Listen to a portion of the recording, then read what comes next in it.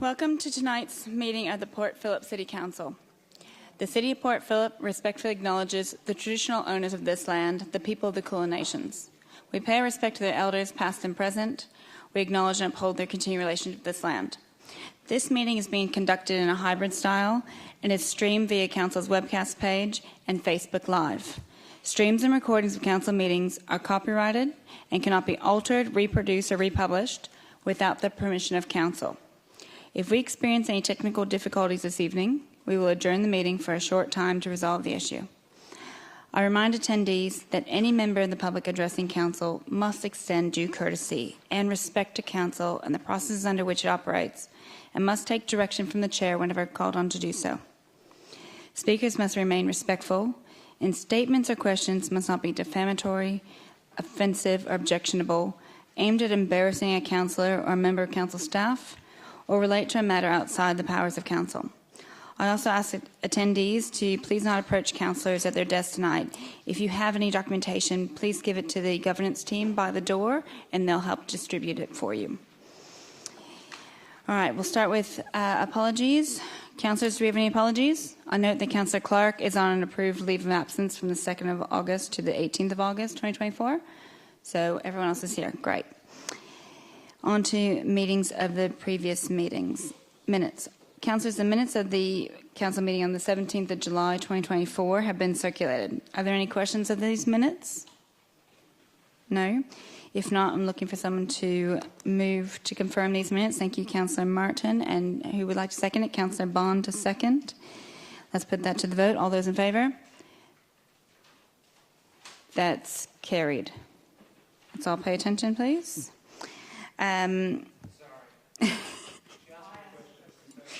right, on to declarations of conflict of interest. Does anyone have a conflict of interest in a matter being discussed at tonight's meeting? Councillor Martin. Thank you, Mayor. I wish to declare a material conflict of interest in relation to item 9.2, Community Grants Program 2024-25 recommendations.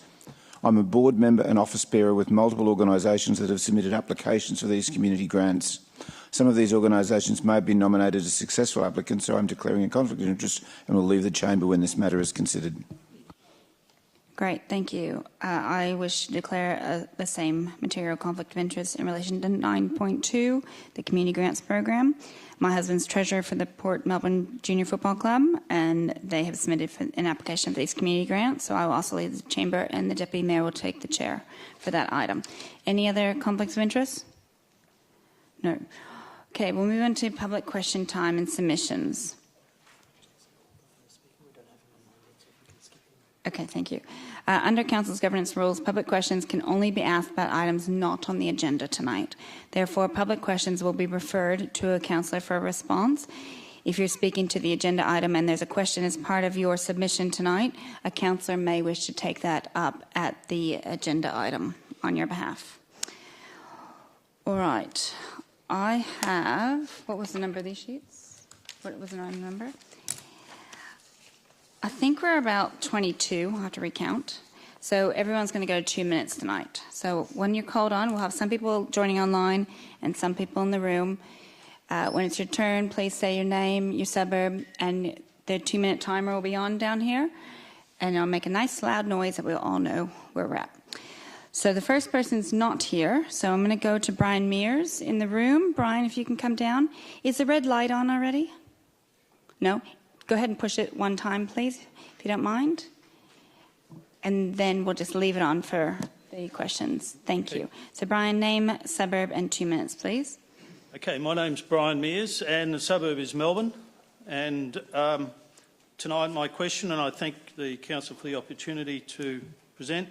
My question relates to the meeting held on the 6th of December 23, at which time the Queensland Traffic and Parking Review was tabled with 3 recommendations, and those recommendations were, in short, a repainting and extension of the Toorak Road Queens Lane interchange, where they were going to expand the area. The second item was to install a number of additional traffic management signs in Queen's Lane, and finally to construct pedestrian outstands at the intersection of Arthur Street and Queen's Lane and Leopold Street and Queen's Lane. Subsequently, in March, I had not heard anything from the Council in terms of progress. I discussed this issue with a Council officer who advised me that he had been busy and he would turn his mind to the issue.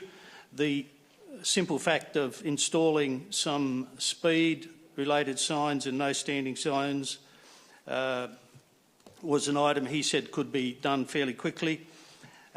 Subsequently, I met with Councillor Pearl, who afforded me some time to discuss this issue, that man there, and he brought it up, advised me that he would bring it up with Council to discuss further some progress on these matters.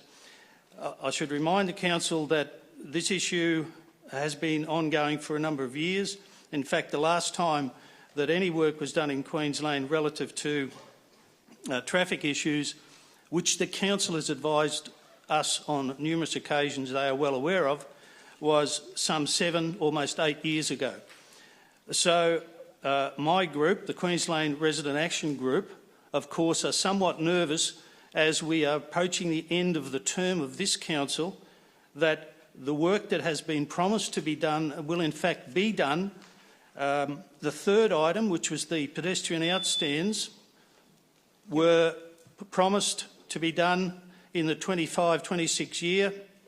We are concerned that this won't happen. Tonight I'm here asking the Council, could you please advise us when this work will be done? Thank you. Really important topic. Fiona, can you provide a response tonight, please? Yes, through you, Mayor. Thank you for your request, and I can provide the following updates on each of the initiatives that you have raised. In relation to the speed signs, a work order had been issued and the installation of the 40-kilometre repeater signs has been completed, and that was completed in May 2024. In relation to the line markings on Kingsway to keep clear the Keep Clear line marking, DTP have approved the concept design for the line marking at the intersection of Kingsway and Queen's Lane, and delivery is scheduled for 24-25 financial year. Delivery is subject to the contractor's availability and scheduling considerations to minimise traffic disruptions. In relation to the intersection upgrades at Arthur and Leopold, I can advise that concept designs have been finalised for both intersections, and community consultation is programmed to occur in August 2024, and detailed design is planned for 2024-25, with construction expected to commence in 25-26. Thank you. Thank you.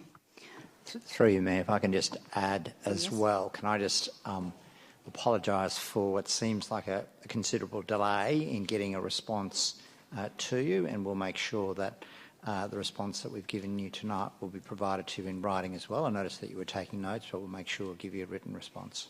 Thank you. Thank you. Thank you. Okay. Do you want me to go next one?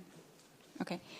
Going online, Jason Orr, can you hear us? Sure can. Oh, great. We can hear you too. So, Jason, if you could say your name, your suburb, and you'll have 2 minutes to ask your question, please. Yeah, no problem. My name's Jason Orr. I live in postcode 3205 in South Melbourne, in Park Street, South Melbourne, and we've been staying close to the changing in the development code in the area, and I just wondered whether there was any updates or changes. We're concerned across the road from us. They can go up to 21.5 metres in height, or about 9 stories, and we're concerned about overdevelopment in the area. So I just wanted to see whether there was any updates there. Thank you. Fiona, if you can come down and provide an answer, please. Sure, thank you for that question. Through you, Mayor, I can advise that I think this is the question is in relation to the draft South Melbourne structure plan, which was consulted on in February and March of this year and did recommend changes to building heights across that area. It only affects land within the activity centre and the enterprise precinct, not throughout South Melbourne in its entirety.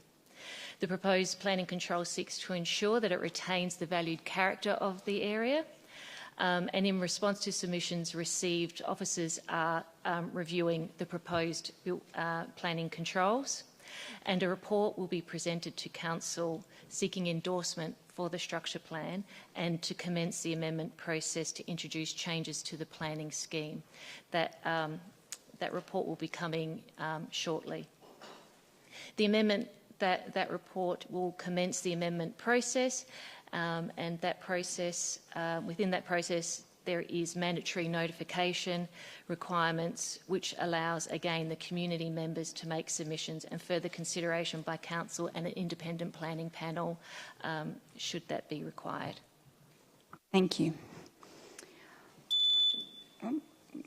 Sorry, we should turn that off. Okay, so we don't have Jason Rowder, so we will go on to Jennifer Chandler submitting a question, Councillor. Hello, Jennifer. Come on down.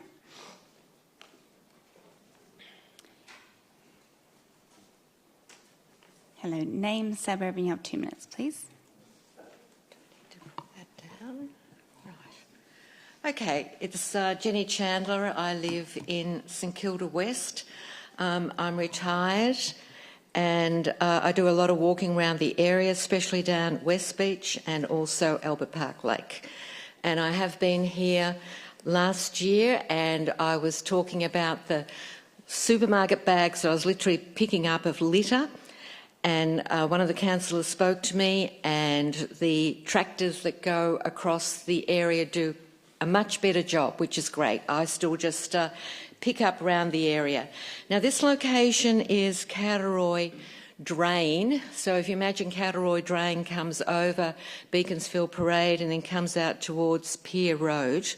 Now, last Saturday I went down there, and there was a football oval size area of black muck, and I'm talking about this thick, and it was like, I've got no idea what it was, but it stunk. And I know something similar like this happened about 6 months ago, and I noticed one of the cormorants had actually died. The seagulls, they kept themselves away from this, but this was a black, stinking mess spread over this area. So I reported it to the EPA, and I sent photos. And then I went, this was on the Saturday, then I went down on the Tuesday and I noticed that the tractors had been, because they do that area on the beach, and they'd been trying to pick up as much as possible and put it into a mound. Again, I've got no idea what it is, so I took more photos and sent it to the EPA. The thing is, this is your beach, this is our bay, and this is absolute stinking rubbish going out into our bay, affecting the wildlife, the dolphins, the fish and everything, and also anyone who wants to swim in that area. I feel I'm just caught between Parks Victoria, Melbourne Water, EPA and Council, and I would request that you get together and communicate more about this to stop this rubbish going into the bay. Jenny, so you have a question that's asking what's going to be done about the black pollution that I can refer to Lachlan Johnson? Okay. Thank you. Thank you. Through you, Mayor, and thank you, Jenny, for your question. Cowderoy Street Drain is a very problematic outlet onto the beach in St Kilda West. Whilst the actual drain, the outlet on the beach and Melbourne Water assets, Council plays an important role in trying to ensure the safety and cleanliness of our beach, and the feedback around our street and beach cleansing service is much appreciated. This includes scheduled manual litter removal 6 days a week during summer and 3 days a week during winter. We increase litter removal after storm events at all the outlets into the drain. We do mechanical beach raking twice a week throughout the year, and we have a 24-hour, 7-day-a-week reactive response to any requests or finds of biohazards in relation to our drains. This outlet is very similar to another problematic Melbourne water outlet that we have in the municipality at Princess Street in Port Melbourne. Both of these outlets often have stagnant water at the exits of them on the beach. Where possible at both outlets, Council Street and beach staff do try and shift the sand and reshape it as part of the mechanical raking service to try and ensure that those flows do freely enter the bay. Whilst this is not always possible and we end up with stagnant water, I do note that in previous years, councils worked with Melbourne Water to engage heavy plant and equipment to undertake bulk sand removal and replacement in this particular location to try and address some of these issues around stagnant and standing water. Council is working with Melbourne Water at this specific location to try and find a more sustainable approach to improve the quality of the water discharging onto the beach. We're currently working with Melbourne Water on a proposal to install a gross pollutant trap immediately upstream of the Cowderoy Street outlet in a large central median in Beaconsfield Parade, and that should stop some material going onto the beach. If members of the public do witness pollution or rubbish accumulating on the beach, I really do encourage you to report it to Council and we will come and clean it up. Whilst Council's not the owner of this asset, we are working with Melbourne Water to see what we can do to try and improve the water that is ending up on the beach. And we are also working with Parks Victoria to ensure that the circulation of water in the bay at this area can help to distribute any water that enters the bay from the Cowderoy Street drain. Thank you, Lachlan, and thank you, Jenny, for all the rubbish pickup you're doing and reporting this. All right, I next have Libby Morrison joining us online. Do we have Libby? Submitting a question to Council. Libby, can you hear us? Elizabeth, Libby, can you hear us? Is she unmuted? So on your computer, there might be the microphone. If you could unmute and then try to speak, we'll see if we can hear you. Can you try again? Is she unmuted yet? No? All right. The governance team or IT will call you, Libby, and we'll come back in a little bit. All right. Next, I have Wendy Priddle. If you could come on down, submitting a question to Council. Hello, Wendy.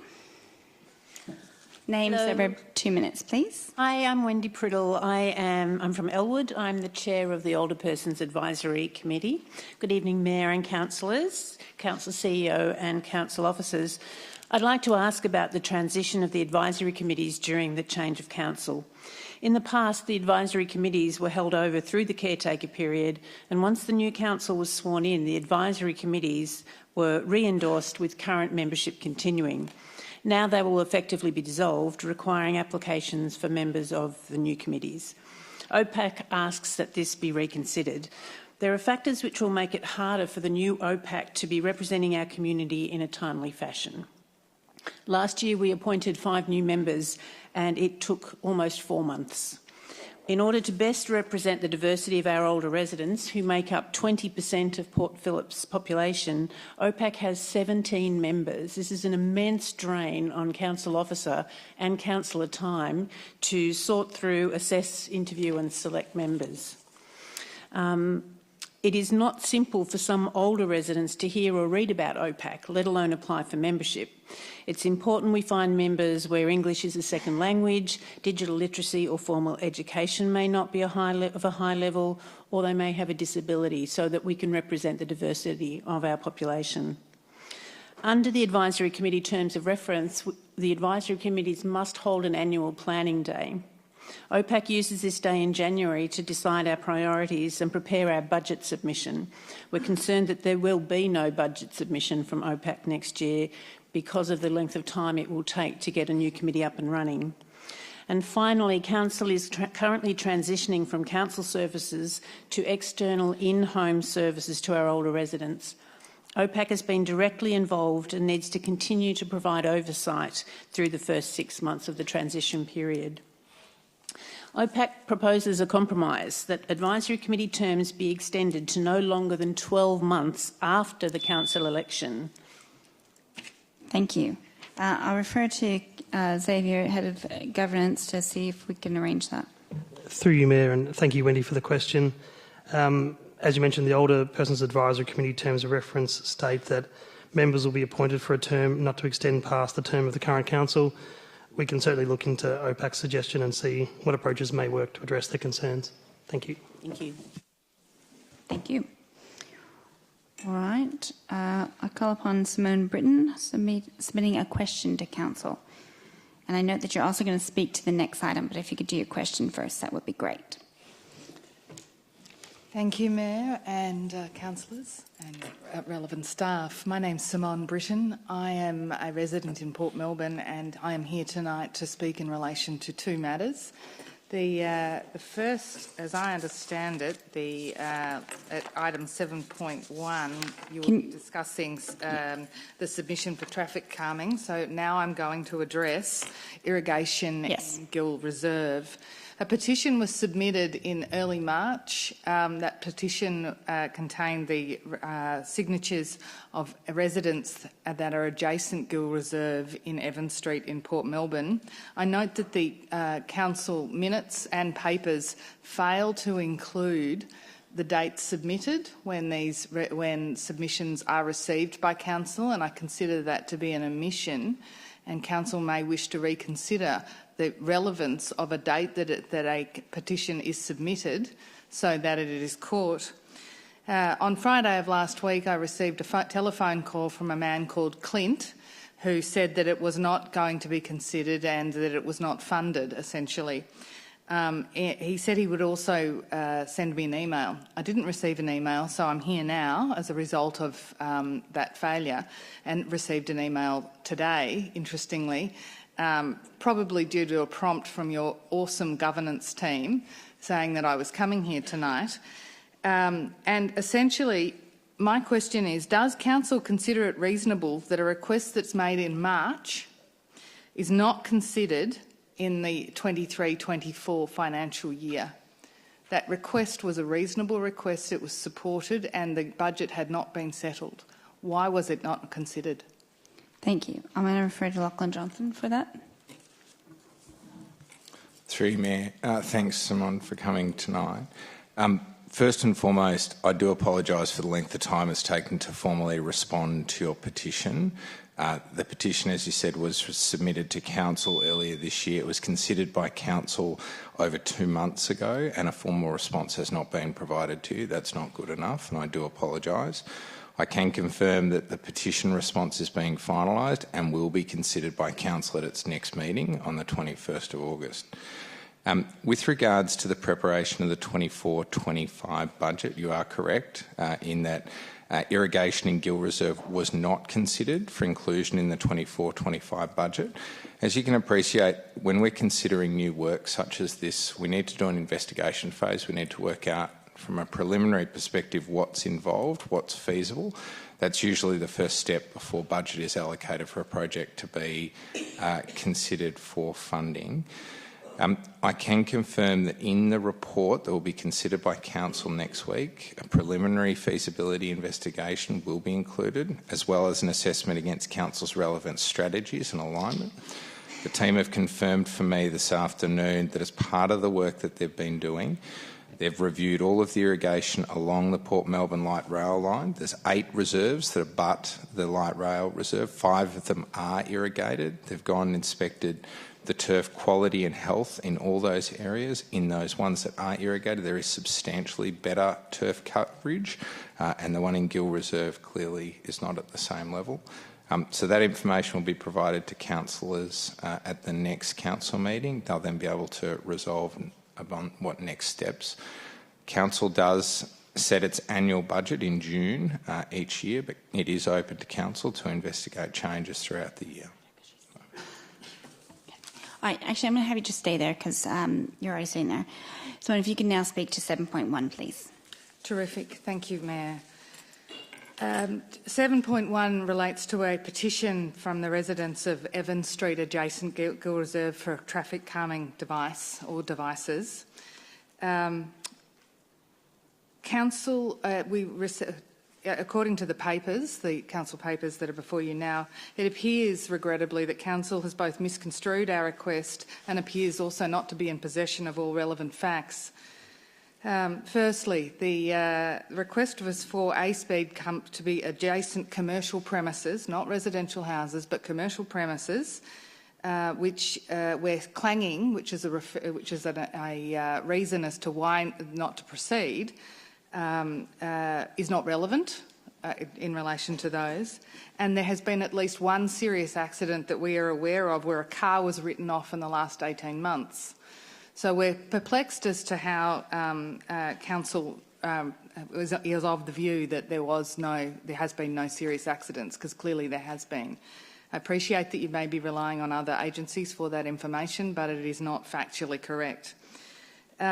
We request that Council reconsider the proposed outcome, because I understand that there is a resolution, there's proposed resolutions to be passed by Council tonight, and I request the residents request that Council reconsiders its view to install one speed hump adjacent the commercial premises of the Northport Hotel in view of this new information that I'm putting forward tonight. We also note that the Council's prompt response in getting some additional data, such as traffic volumes and traffic speeds. We appreciate that. However, the proposed response is insufficient in our view. Thank you. Thank you. All right. I think you have Libby online now. Okay, we'll go back to a question. So, Libby Morrison, can you hear us online? Is she unmuted? Yeah, you're unmuted. Try to speak, Libby. Hello? Oh. Yes, is this Elizabeth? Yes? Okay, we can hear you. Thank you. Name, suburb, and you have 2 minutes, please. Thank you. Name, Elizabeth Morrison, suburb, Port Melbourne. Question. During the development of the Dogs Off Leash guidelines, the following facts emerged. 1, dog owners are a minority in Port Phillip, the background report, page 20. Approximately 1 in 12 residents in Port Phillip owns a dog. 2, the vast majority of participants who responded to the guidelines were current dog owners or previous dog owners. I'm cutting out a bit. The consultation process was not representative of the whole community in Port Phillip. The views of the dog owners were vastly overrepresented. 4, dog prohibited areas are necessary because compliance is better than in on-leash spaces. 4, the City of Port Phillip is currently providing more dog off-leash space than the average provided by other councils benchmarked. That's page 21 of the background report. Further, it is well-documented evidence of the benefits for physical and mental health of being in a natural environment. It is important that access is provided for the vast majority, 90% of people in Port Phillip who do not own a dog, at all times of the day, in the peak season and off-season throughout the municipality. Will this evidence be incorporated into the decision-making for the revised guidelines? Will the outcomes be fair to all residents in Port Phillip, not just the dog owners? Thank you. Thank you, Elizabeth. All right, Dana. Point of order, Mayor. Yes, point of order. I was happy to hear this submission, but I just wanted to get a ruling from you on whether this should be treated as a submission to an agenda item, given that this covers a topic that is on the agenda tonight. The agenda item about dogs is only about a petition that has certain items. It, to me, seems that it's more a question in nature about the consultation. Yeah. Yep, thank you. All right. Dana, are you online? Dana, can you hear us? If Dana's not there, Tanya, are you able to take it? Oh, sorry, your mic. What? Pardon? Through you, Mayor. Oh, there it is. Thank you, Dana. We can hear you now. Thank you. Through you, Mayor, the dog off-leash guidelines is just one way we manage public space within the municipality. There is also the public space strategy and the urban forest strategy, which set our overall vision for the open space, of how open space is planned and managed. The draft guideline was released to the whole community for feedback, and a workshop was also held with the community panel, of which comprised equal numbers of dog owners and non-dog owners. During the engagement, we did hear from some of our community that they would like access to dog-free public open spaces. There are already 3 existing areas where dogs aren't allowed in the community. When developing the dog off-leash guideline, we have considered all of the background report, and the dog off-leash guideline will be presented to Council to consider on the 21st of August meeting. At this meeting, we'll be asking councillors to consider making some sports fields dog-free, subject to community engagement. Thank you, Dana. Last call for Jason Rowder submitting a question. Do we have Jason? No? Okay. All right, now we're going to move on to people who are speaking on agenda items tonight. So I have Louisa Larkin, if you could come on up, speaking to 7.2, the City of Port Phillip Dogs Network Petition, Dogs Off-Leash Open Space.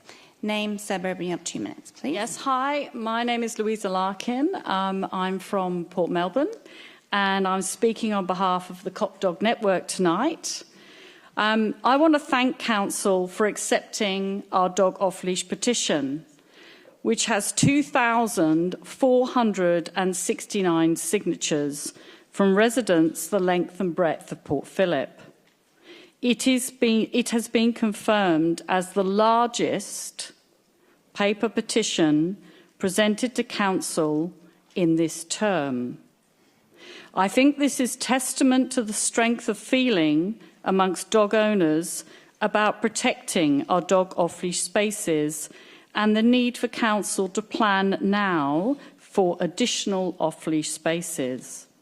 I do want to thank the Open Spaces team for spending the time that they have reconsidering the draft dog off-leash guidelines in response to the genuine community feedback. I'd like to just leave you with a quote from the Victorian Government's Harriet Shing in relation to a new round of grants that are available to develop and improve dog parks. We know Victoria's most popular pets are dogs. That's why it's so important our community infrastructure supports Victorians to spend quality time with their furry friends. Thank you. Thank you. I call upon Alex Macon, also speaking to 7.2, the CoPP Dog Network Petition. Hello, Alex. Name, suburb, 2 minutes, please. Alex Macon, Port Melbourne, and just echoing Louisa Larkin's sentiments, thank you to Council, the Mayor, Deputy Mayor and Councillors for accepting the petition that will be tabled here tonight, and to Council officers for the discussions that we've had around the dog off-leash guidelines. Just wanted to reinforce 2,469 signatures across 5 weeks. Roughly, actually over 2% of the population of Port Phillip has signed this petition. This petition simply asks for 2 things: that we plan for current needs and that we plan for future needs around our dog community. I trust that as Council moves to finalise the guidelines, as per the recommendation this evening, that they will be taken into account, and we look forward to the 21st of August, where we finally see the much awaited dog off-leash guidelines. Thank you. Thank you. Were any of these speaking to that? No? No. Okay, then we're going to move on to, I have Leslie Rosenblatt speaking to 10.3, which is the Port Phillip Housing Strategy. He's online, that's it. You're not in the room? Sorry, you're online. I was confusing you. Sorry, Councillor Pearl. Do we have Leslie online? Yeah, okay. Hello, Leslie. Name, suburb. Can you hear me? Yes, I can. Name, suburb, and you have 2 minutes, please. Leslie Rosenblatt, St Kilda. I wrote out my question, which I submitted before 4 o'clock. So you don't have a copy of that question? We do, but can you go? We think you're speaking to an item that's on the agenda. So if you could go ahead and present that, please. I'm not speaking to a particular item. I was disappointed to notice that the council doesn't seem to be a member of ID Housing Monitor, which many local government agencies in Victoria, inner urban, middle urban, outer urban and regional, are members of, and it allows members of the public in any of these councils to compare what their councils are doing with other councils in relation to housing. ID provides information to the City of Port Phillip in relation to its community profile, and CoPP uses ID quite a bit. But I don't know why the Housing Monitor, why you aren't a subscriber to the Housing Monitor, which allows useful and informative educational comparisons between councils about what they're doing about the housing crisis. Thank you, Leslie. I'd like to know why the council isn't a subscriber. Yes. Now, we've decided that this is more like a submission with a question, and I will take that up and ask it when we get to item 10.3. So if you stay online or you stay listening to the council meeting, you'll have the answer when we get to 10.3. Thank you. Thank you. Next, I call upon Ian McDonald speaking to 10.3, the Port Phillip Housing Strategy. Hello, Ian. Hi. Name, suburb, 2 minutes, please. Good evening, Mayor, Councillors and Councillor staff. Ian MacDonald from Albert Park. I'm here to speak to item 10.3.1 as requested by OPAC on Monday, August 5's full meeting. OPAC has not considered this strategy so far as the strategy was not available at the time the agenda was prepared. From what I understand, it was released on August 2. Following our personal remarks, this essential planning strategy is a critical document that OPAC is urged to take an interest in. A studied reading speaks volumes to the security and quality of life older and other people can expect to enjoy as a result of the activities of council in this area. The strategy, importantly, is to facilitate, maintain and gradually increase the proportion of affordable housing in Port Phillip over time. This measurable component is essential to realising the reality of living at home for a growing number of older people. This also assists in meeting a documented increase in people with modest incomes and above moving to this type of accommodation. The strategy proposes another measure being a reasonable aspirational target of 10% of dwellings in larger developments to be affordable housing. It is important to note here a disturbing trend where affordable housing is increasingly sought after by moderate income households that did not seek this form of accommodation in the past. It is thought this phenomenon will and does push out lower income individuals on fixed incomes or benefit from the housing market. As your document states, anyone could become homeless. This change can be unexpected, sudden and stressful, unpredictable or traumatic in some way or form. Removed and unaware of these sometimes worrisome personal events, Council meanwhile is tasked to bring in effect preparations for projected population increases and associated housing needs, that being how much and what type of housing we need, its character and amenity, and where housing should be located to enhance our community's quality of life, to live, work and enjoy. I thank you for your attention. Thank you, Ian. I call upon Matt Spencer speaking to 10.4. This is 40 Alma Road, St Kilda. It's a planning item. Hello, Matt. Name, suburb, and you have 2 minutes, please. Yep, Matt Spencer's my name. I live in Brunswick West. Thank you. Good evening, councillors. I sent through a document to you earlier today. Hopefully you've had a chance to review that document. It essentially sets out some additional permit conditions that objectors think would be appropriate to improve the amenity of this proposal and to improve the amenity of the area, essentially. I'll just refer to paragraph 12.76 on page 433 of the agenda, and it's clear that that what is written at that paragraph does not take into account or sufficiently take into account the amenity impacts of this proposal. This is a new use for which a planning permit is required. Sure, there are buildings being kept on the site, but the intensity of the use of this land will increase. Some of the symptoms of that are bin storage areas. I think they're double amount of bins on the site. There's many air conditioners as well that are being put on the site, and the location of these air conditioners. Oh, sorry, I'll go back to the bins. The location of the bin area, in particular, is inappropriate. It's right underneath neighbouring windows. The odour that potentially comes from those bins is inappropriate. That bin area should be relocated away from neighbouring properties. There's also an opportunity at the front of the site. There's crossovers, one to Alma Road, existing crossover to Alma Road, and one to Charmwood Crescent.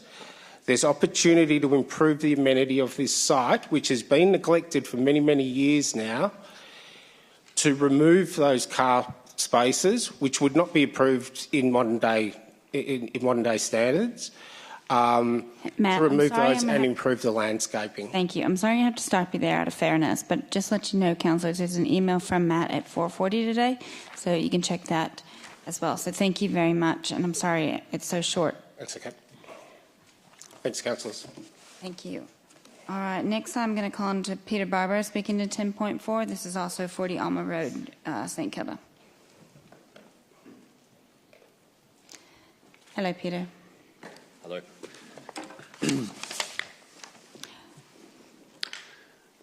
I believe you're the applicant as well.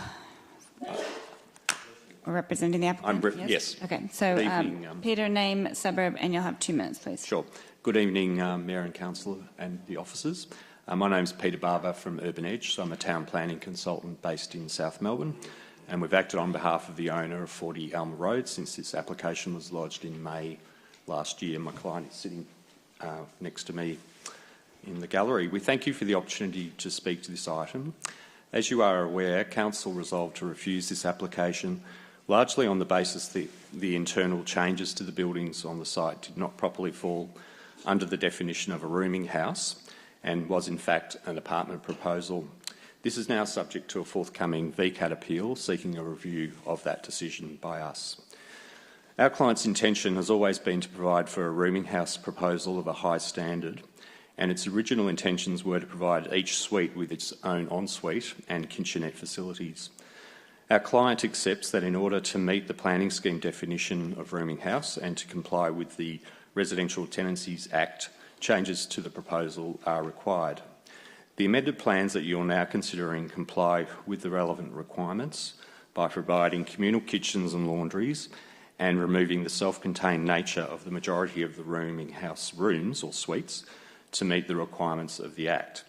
It now provides a total of 22 rooming house rooms, accommodating a maximum of 35 residents.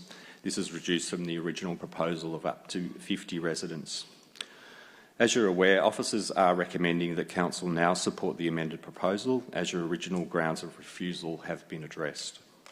Our client supports the position outlined in the report by the officer and accepts the recommended permit conditions.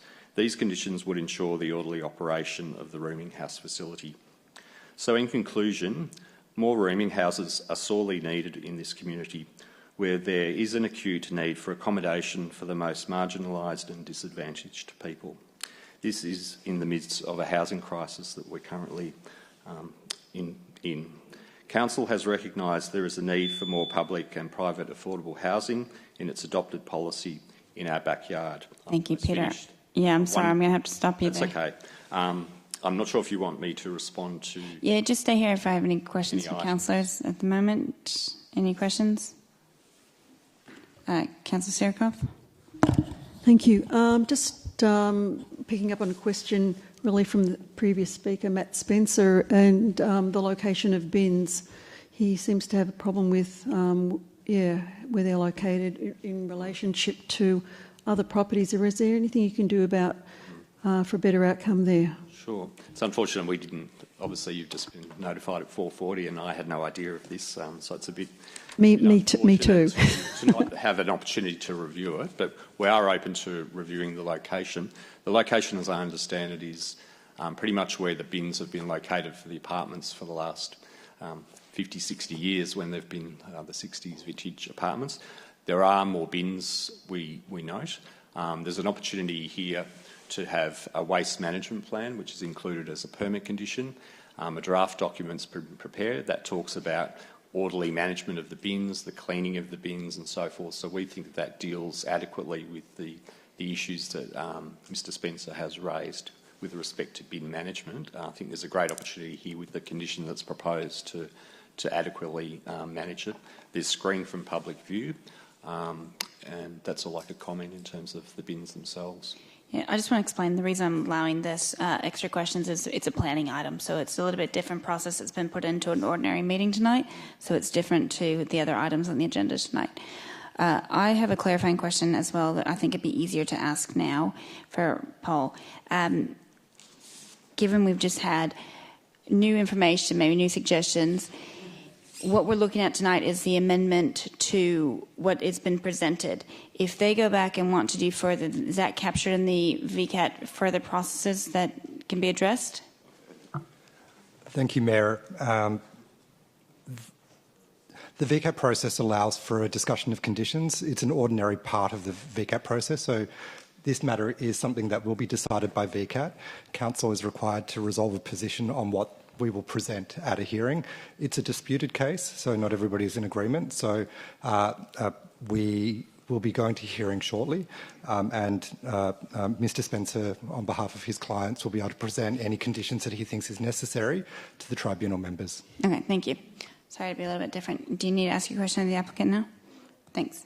Yes, so following up on that, Mr Wood, given that there will be further discussions, and given the email that's been sent to councillors tonight, which was fairly late coming into council tonight, so I haven't really been able to review the other requests made by Matt Spencer. Could that email be shared with the applicant and possibly of those discussions while VCAT is occurring?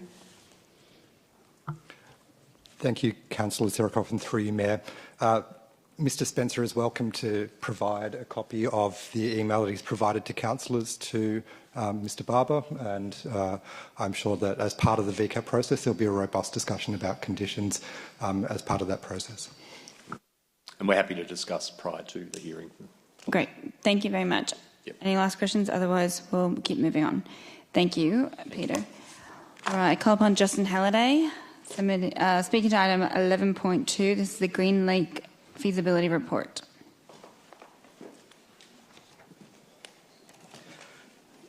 Justin Halliday, St Kilda East. Thank you, Mayor, councillors, council officers.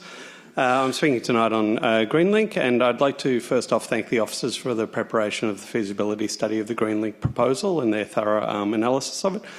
First off, we support fully the 15 priority actions that were recommended under the feasibility study.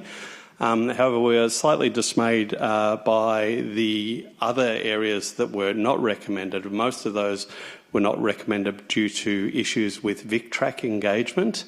And we feel like it is important for Council to have a proper consultation and engagement process with bodies like VicTrack, VicRoads, Metro, Rerport, and it appears through this feasibility study that there were several emails that maybe were sent to VicTrack, that those received no response. And so we are wondering what the normal engagement process is with these bodies. Was it left at officer level? Was it pursued at executive level? Were there a working relationship with our counterparts there? And potentially was it pursued at councillor level with the state government, representative ministers and other elected representatives? Secondly, we also do not support the reallocation of the existing Greenlink funding to the Burnett Grey playground. That playground is very important. It is a necessary part and it should be upgraded there in Ripponlea, but that should be as part of the public space strategy revitalisation of that area rather than being done piecemeal by allocating one piece of funding from a different project to that particular playground upgrade, especially when it is scheduled for a more fulsome upgrade in the future with through the public space strategy. We would prefer that money stayed in the Raglan Street area rather than being reallocated. Thank you, Raglan. Okay. Thank you very much, Justin. Thank you, Mayor. Now we've got Libby Buckingham, also speaking at 11.2, the Greenlink Feasibility Study report. Hello, Libby. Hi everyone, I'm Libby Buckingham from Ripponlea.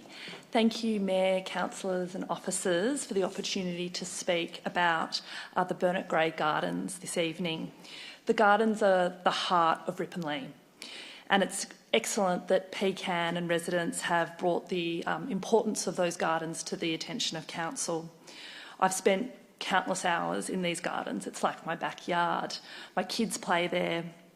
I walk my dog there, I eat lunch there, and what I've observed by spending so much time there is that these gardens are not just like any other green space. It's shaped by the Ripponlea train station and it's heavily used. Residents access the train station and the bus stop, children play there, people socialise and enjoy picnics there, and it's also the place of the Jewish Soldiers of Victoria War Memorial. It is also a dog park. Sadly, this place is not thriving or meeting its full potential. The playground does need to be upgraded. The plants are wilting and there is so often graffiti and rubbish, and it has gotten noticeably worse recently. The gardens on the other side of the tracks must also be considered. Sadly, the building on the far side of the tracks has fallen into disarray and the lawns are suffering and the charity bins are often trashed. It's wonderful to see trees being planted and a recommendation to invest funding into the playground. But I strongly urge the council to holistically consider carefully how this special place is being managed and designed. We need to ensure that every single dollar is used to its greatest effect. And it would be a shame to see money spent on a cosmetic upgrade to just the playground, when the space demands and deserves a more considered approach. I ask the council to commit to a genuine and deep community consultation on how the entire space could be designed, managed and used. Thank you, Libby. I now call upon Helen Halliday, also speaking to 11.2, the Greenlink Feasibility Report. Hello, Helen. Thank you, Madam Mayor. Helen Halliday from Balaclava. I'm also speaking, I'm going to keep calling it the Green Line until something actually happens. The original intent of the Green Line was to establish common identity and a series of actions which could be executed over time. The report confirms that there are 44 recommended actions with validity, but the Council has only seen fit in the officer's report to execute 14 of them. Of the 14 actions which can be addressed, some are around Raglan Street to the north and others are around the Ripponlea station to the south.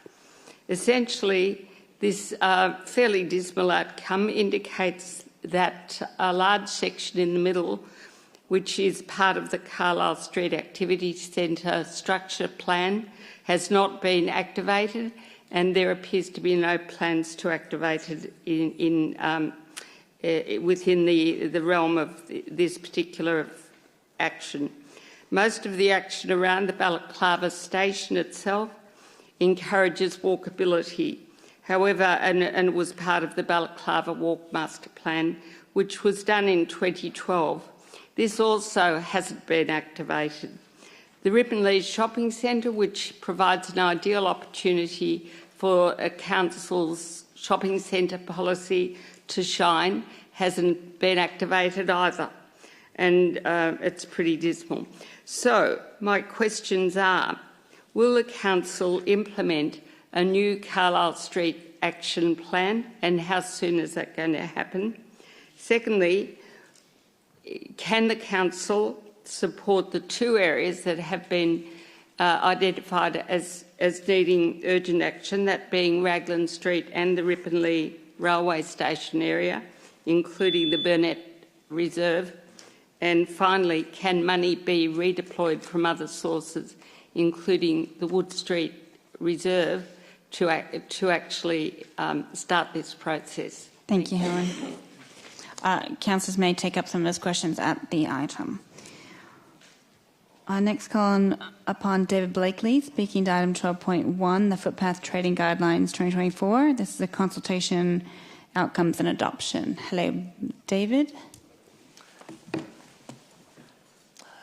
David Blakely, St Kilda, and here I talk as President of Fitzroy Street Business Association and on behalf of Janet Rosenberg for Ackland Street. Thank you. I'd like to congratulate the council staff. It's nice to do it sometimes. On the work they've done on 12.1, the new footpath trading laws. In a post-COVID world, we've seen people move outdoors. Like we often travel overseas for the sea and Italy and places like that. Enjoy ambient music and enjoys eating outside. I liked Fitzroy Street earlier in last year. A number of our traders unfortunately lost the ability to play their music outside. And for a couple of them, it saw a dramatic drop in trade. At the moment, many of my traders are seeing a 50 to 60% drop in trade, which is unsustainable. And it's not just St Kilda, it's across the area. We have a high number of hospitality businesses in our area who the outside ambience, which brings, vibrant streets to vibrant communities, rely on outside trade, and it's increasingly so. And it's good to see that council officers, initially after removing the rights to play music, found a pathway which we can return that music to the streets. And I think it's a fair system. It's good for residents, it's good for all people, and it's a simpler process when it comes to outside cooking, seating, etc., and also outside retail trade. It's as I said, everything at the moment makes a difference, and I think we need this. Just quickly, I'd like to thank all the councillors and yourself, Mayor, for your service the last 3 years. So if they're not back in for the next couple of weeks, thank you. Thank you. And sorry I'm leaving early because of the child. Oh, that's all right. Welcome to the council meeting. Hope that was an engaging evening out. All right, now I've got one more virtual, but I might go to the ones in the room real quick. On the blue sheets here. So I have Betty J first, your 10.1, so that's the parking policy. If you can start us, and then Alex, you're going to be first. All right, Betty, name, suburb, and 2 minutes, please. Betty J, South Melbourne. I also have a group called Parking Rights Port Phillip. I'm here on behalf of myself and our entire building, as well as some of our neighbours. I saw the parking on the agenda and I got a little bit excited and frustrated at the same time. Approximately 2 years ago, I came to this council to share with you problems with parking around the Domain Precinct, Park Street, Palmerston Crescent. I have parking permit. They were being taken up by a lot of the tradies that were coming. A few of the councillors came to visit, which was great. Since then, I've still been getting the same parking fines. I've now escalated it to court. I go to the magistrates' court and they cancel them there. The biggest problem is, and I know you're reviewing the parking permits, and this is just, a resident letting everyone know how difficult it is for us. I've been in this building for 20 years. I've never had so much problems with parking as I have these last 2.5, 3 years. The council has removed about 300 car spots from that place, and all those car spots seem to have been the eligible ones that I can actually use my parking permit at. There's a handout, Fiona. Anything red means I can't park there. There's very, very little green, including on Kingsway. Bank Street recently had 20 car parks removed for little saplings, for little trees. One of my neighbours escalated it, and after 4 months got a map of where we can park. Park Street, all the parking will be removed because of the bike lane coming up. All we really have is a few parks on Bank Street, which has since been reduced because of the trees. When I've spoken to council before, I've been told that just because I buy a parking permit doesn't mean they need to provide a car park. It's actually illegal. If you provide a goods and service and you take money for it, you absolutely must provide that goods and service. That's it. I've got plenty to say, but let's just keep it at that. I'm hoping that in the review, you start considering the people that actually have the permits, pay them, and have been there for 20 years. Thank you. All right, let's go. Next, I have Alex starting. You have 2 items, so we'll start with. I'm actually not following this. At 10.3, I think you'll explain what you wrote there. Yep, thank you. Alex Darton, Elwood. Thank you, Mayor, councillors, officers. So this is for the housing strategy. Firstly, I am looking at your notes on that. I am in the moderate income range. I'm in severe rental stress. I have never received financial assistance, and I'm in the essential workers group. But I'm also very close to having to relocate elsewhere due to this big costings. Now, my question for this is, for Action 1.1.3, the investigate feasibility development contributions, my question is, have you looked at Mornington Shire Council? They've recently put to the council a 3.3% levy on new developments, with plenty of providers to not have to pay it, but all the money that's going from that is going to try to solve their housing crisis. So it hasn't passed yet, but if you're looking for, other councils that have done a similar thing, Mornington Shire is the way to look at. Now, for the green link, or as Helen called it. So, sorry, yes, yep. You're just submitting to speak, so that's fine. So now on to 11. Okay, sorry. Green link. Go ahead. Yep. So that was just for the green link. I'm hoping that it's not put into the too hard basket because of things like VicTrack, which again Justin mentioned, and overlapping other departments. Glen Ira look like they're going ahead with theirs. So they are okay with it.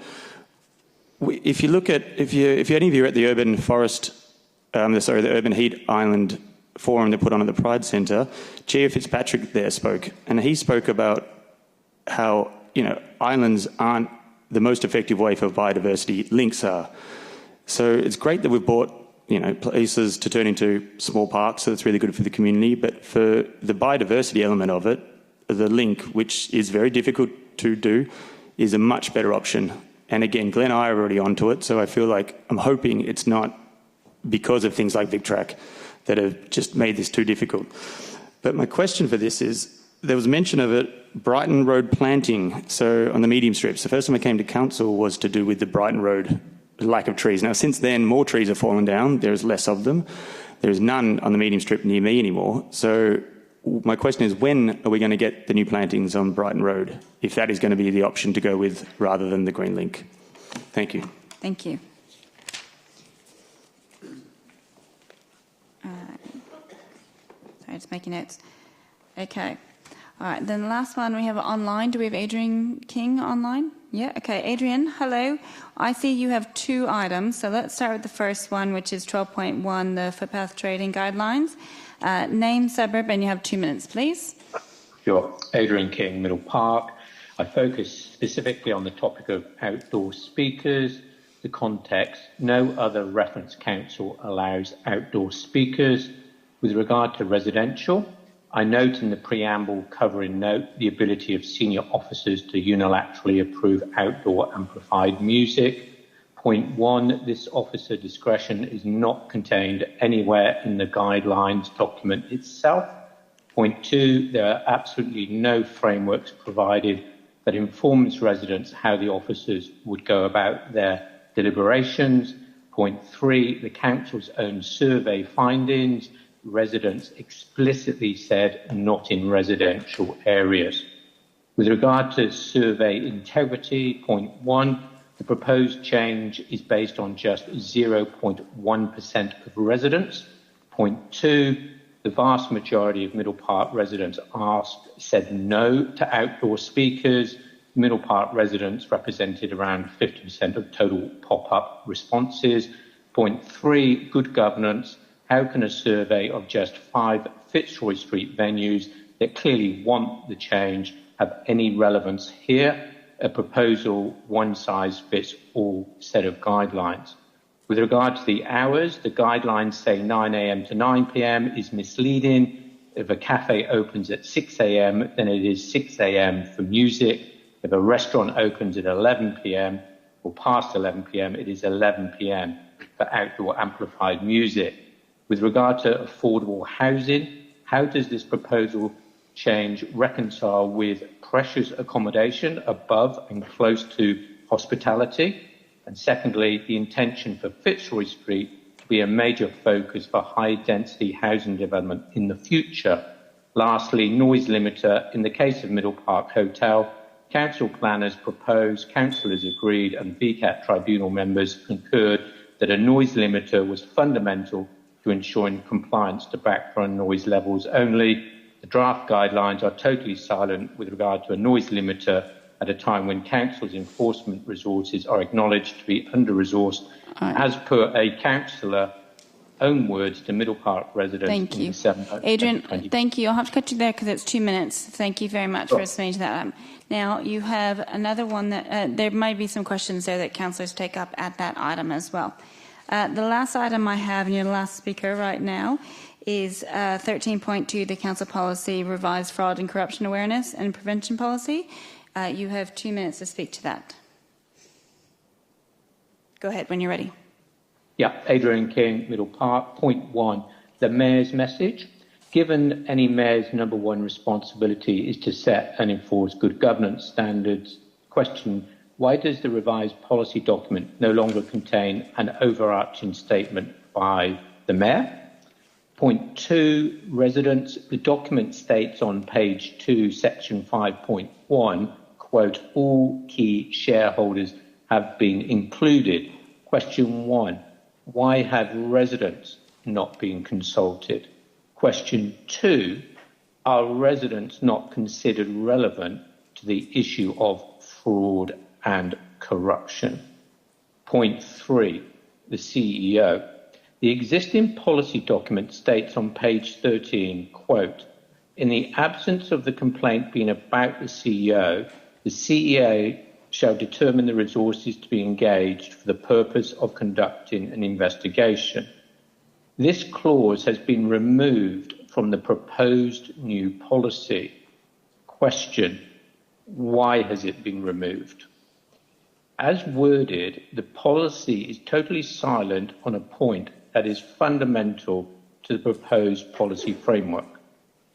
Question 2, if a complaint were to be filed about a CEO in the future, how would that complaint be handled by the council? Thank you. Thank you, Adrian. All right, again, councillor might take those questions up at the item. All right, that is the end of the public questions and submission time. I normally take a break about 8, so I'm going to keep going. It's 7:42 now. Now I'll move into councillor question time. Councillors, do you have any questions of general nature that you'd like to raise that are not about an item on the agenda tonight? Councillor Martin. Listening to my colleague from OPAC, Wendy Priddle, speak, she was raising concerns about the rollover of, or the re-establishment of our advisory committees. Would it be possible for something like a council to bring a notice of motion to the chamber to look at extending the terms of the current advisory committee, say, till the middle of next year? Is that a feasible way of addressing her concerns? Head of Governance. Through you, Mayor, yes, that is an option. We'll also look at other options. Okay, another question, Councillor Martin. And a second question. Earlier in the evening, Mrs Halliday asked some concerns about, or raised some concerns about, what were the timeline for developments happening in the Carlisle Street quarter. Can officers just update us on when will things be happening in that Carlisle Street area?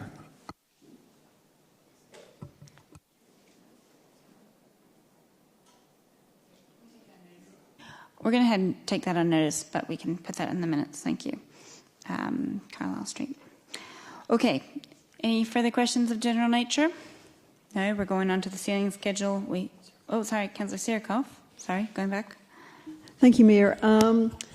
I did receive an email about 2 weeks ago regarding the reinstatement of the Captain Cook statue, and just wondering how we're progressing with that, and that it's going to be erected soonly. I'll actually answer that one because I sent a letter off today to the Premier asking for some understanding after her support to her willingness to support us, trying to get some more funding around the contextual information. Thank you. Do we have any timeline? Is it still October, November? We're still looking at October. That's what's in the letter. Lauren can give you a better answer. Through you, Mayor, we'll be conducting a briefing of councillors on the 28th of August where we can discuss that further. Thank you. Any further questions? Nope. Okay, let's ceiling schedule. We have no items for ceiling tonight, so on to petitions and joint letters. Councillors, we have 2 petitions on tonight's agenda. First one is 7.1, the petition response submission for installation of traffic calming devices adjacent to Gill Reserve, also known as Evans Street. Councillors, do you have any questions of the officers in relation to the item? Councillor Crawford.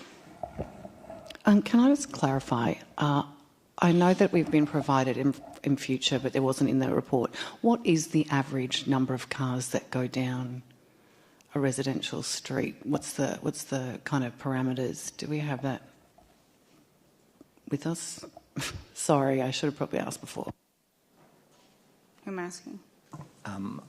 Tom is online. Hi, Tom. Can you hear us? Through you, Mayor, Yes, I can answer that question. So the general typical threshold for a local street is between 500 vehicles and 3,000 vehicles. So Evans Street, when we did some traffic counts, I believe it's in the report, around 570 vehicles recorded daily on Evans Street. Okay, Councillor Pearl. How much will item number 4 cost? So I'm just trying to look it up in the report if it's already in there. There was 3 speed humps at 120 here. The survey. Survey. The survey, just the survey. So through you, Mayor, traffic surveys cost anywhere between about $400 to $1,000 depending on their nature. No trouble, sorry. I thought you were about to say 40,000. That's fine. That's fine, that's reasonable. Thank you. All right, I have a question.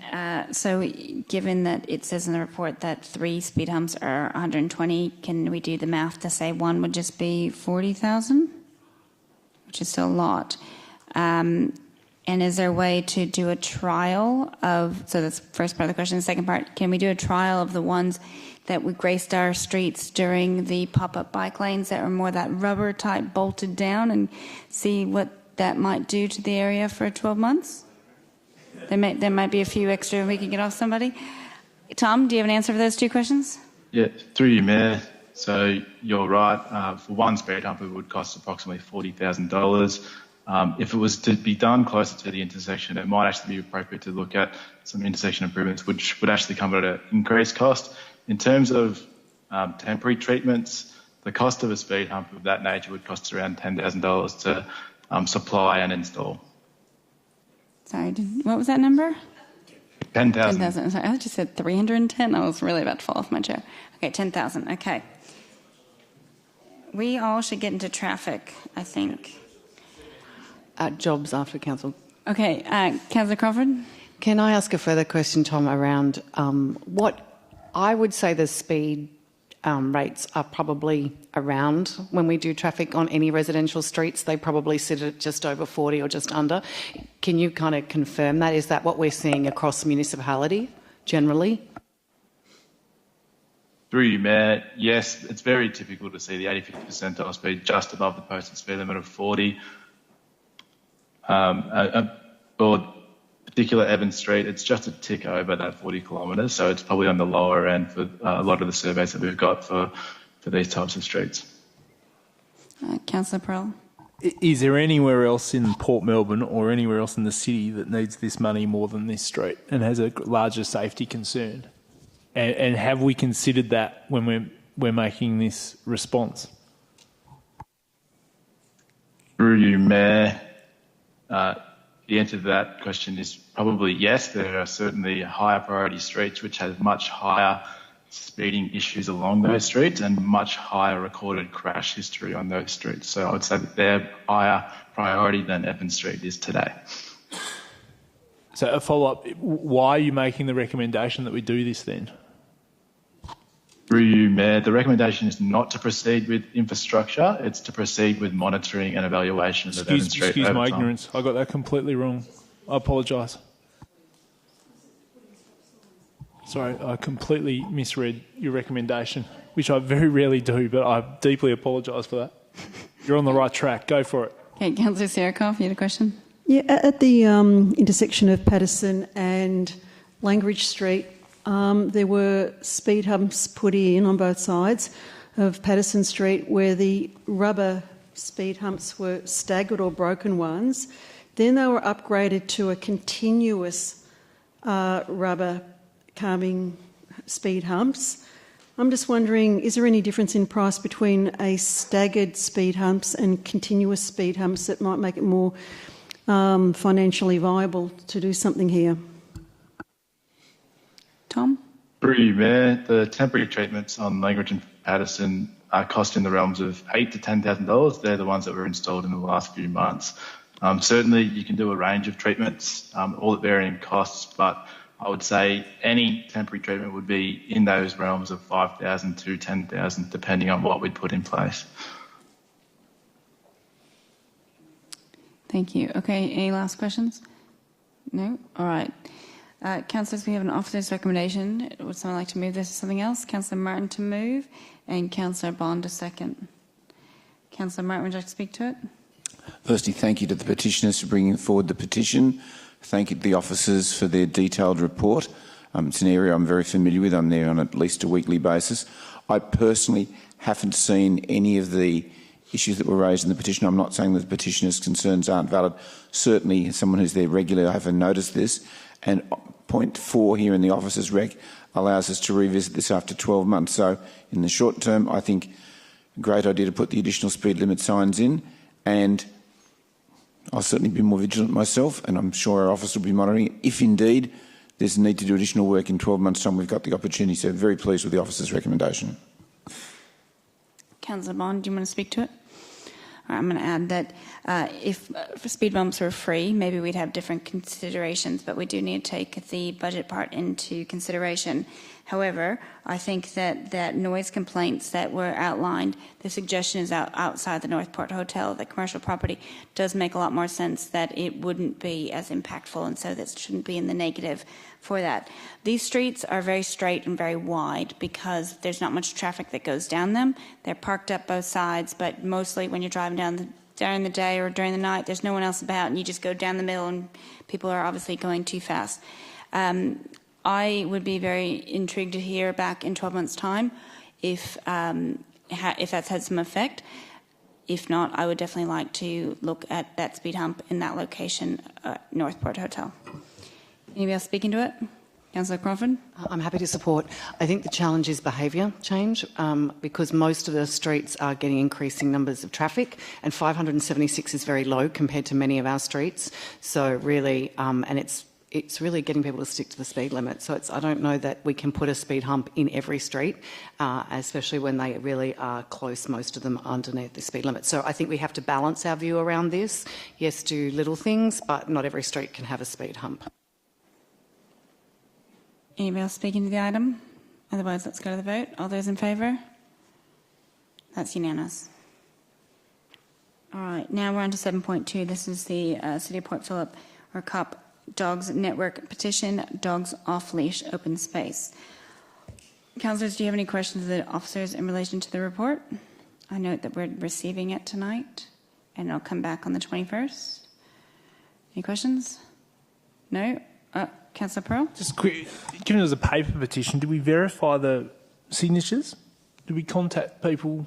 We used to go through a process when paper signatures, that people used to verify the either email addresses or phone numbers. I do have it in front of me, and I do actually know the second and third people personally. You used to verify like 20 of them, not all 2,000, but we used to verify to make sure. Yeah, it's not. I've spoken to many people that not Alex's said they've mum, signed it. So 2,000 times. Yeah. All right. Yes, if you can answer it.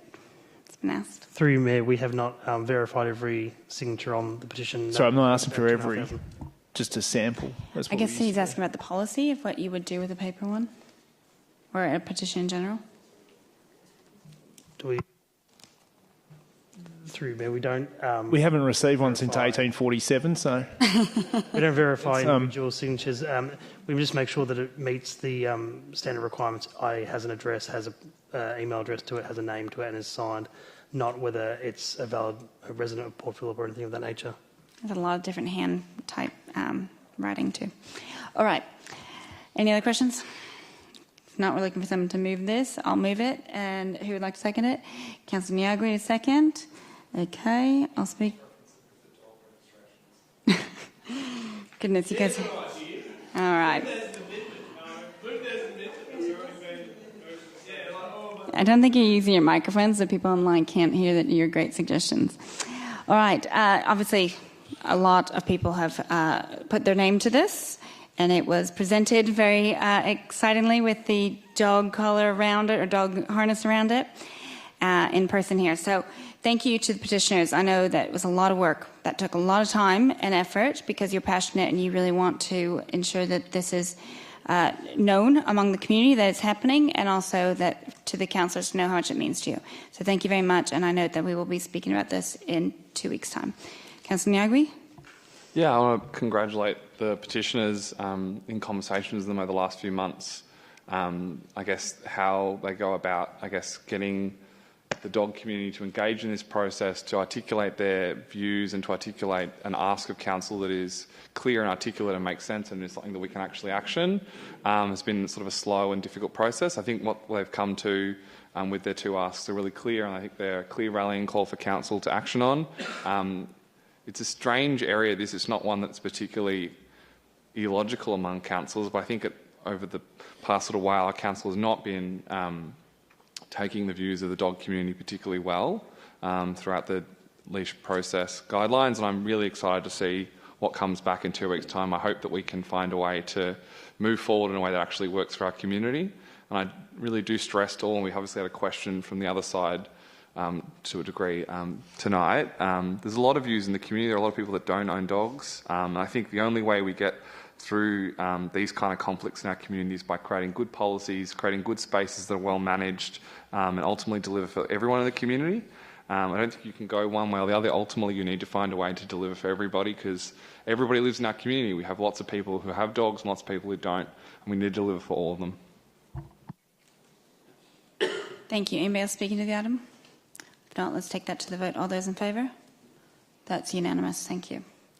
All right. I know I say I take a break at 8, but I think what I'm going to do is go through 2 items, and when you come up to chair, and then we'll do a break from when you're done chairing, okay? So we're going to first start. The first item on the presentation of reports is the LGBTIQA Plus Advisory Committee Annual Report 2023 to 2024. Councillors, do you have any questions of the officers in relation to the item? Councillor Niagui? I guess it's a similar question to the one that was posed by OPAC members. We have commitments around, I'm not sure it's specifically the committee, but certainly around how we represent the community through the action plan. And the action plan runs over this council term and into the next. The current process at the moment is that this committee will actually just lapse at council elections as well. How will council go about, I guess, making sure that the voices of the LGBTIQA plus community are being heard as part of the new council plan process, and that the commitments made under the action plan are continuing to be delivered if we simply vacate the committee come October? Am I going to? Tanya? Tennille's online. Tennille, can you hear us? Yes, I can. Thank you. Through you, Mayor, thank you very much for the question, Councillor. So in response to your question, the LGBTIQA plus action plan is indeed endorsed until 2026 and commenced in 2023. We do have a commitment in that report to provide an update to Council in February, and certainly that the conversations we've been having in terms of reporting to the Advisory Committee have been ongoing this year. So I guess in response to that, that would continue and provide that update in the new year, and certainly I guess perhaps pending what solutions are being explored by governance in response to the question earlier this evening, perhaps they would be applied as well in the context of the LGBTIQA plus Advisory Committee.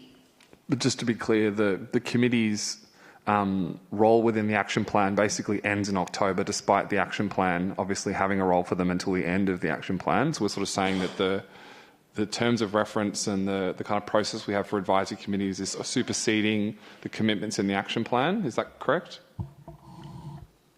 I guess that would be determined by the future council and a future meeting about the future of the advisory committee. Thank you, Tennille.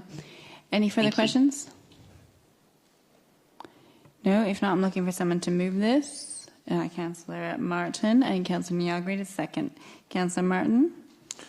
I was very fortunate enough to be involved in the initial selection of the first tranche of people who joined the LGBTIQA plus Advisory Committee, and we had some of the best applicants for any position that I've ever been privileged to be involved in. They have been an outstanding group of people who provided enormous advice to our council. The main focus in the first 18 months was the actual LGBTIQA plus action plan, but more than that, this group has provided advice to council in a whole range of areas. And can I note one, I'm involved with OPAC. It was fantastic when we were developing our ageing policy that this group provided enormously positive advice in that area as well. They're a marvellous group of people, and I can say that perhaps the two most psychologically safe places that I go to in my working life are the OPAC and LGBTIQA plus advisory committees. I look forward to discussing with governments how we can find a way to ensure that this committee is able to continue to work over the summer period, so it's able to be involved in the development of the next council plan and the next council budget, so that perhaps we don't renew its membership until sometime next year. And I look forward to watching the next LGBTIQA plus advisory committee do just as well as the one that's going to wind up hopefully early next year rather than October, and I commend their report to you. Thank you. Councillor Nyagri. Yeah, I'd concur with everything Councillor Martin has said. This is a really fantastic group of people. I've absolutely loved working with them as one of the council reps on this committee. It's a group of very intelligent, passionate people who've poured their heart and soul into the process of delivering the action plan and advising council day to day. And I really hope we can find a way. I think it's really essential that we find a way to ensure that their voices are part of the next council plan, that they continue to be part of the community. I'd also probably want to shout out, I think in the early days of having the Pride Centre, and obviously we have a really full midsummer calendar events in Port Phillip, I think this committee has been really, really valuable in, I guess, how we frame and better connect the benefits of those events and that centre into the broader community, and I really applaud them for that work as well. Thank you. Anybody else speaking to the item? No, let's go to the vote. All those in favour? That's carried unanimous. All right, I'm going to repeat my conflict of interest, but Councillor Martin, if you could start with yours, and then Councillor Crawford, if you could come up and take over chairing while we leave the room.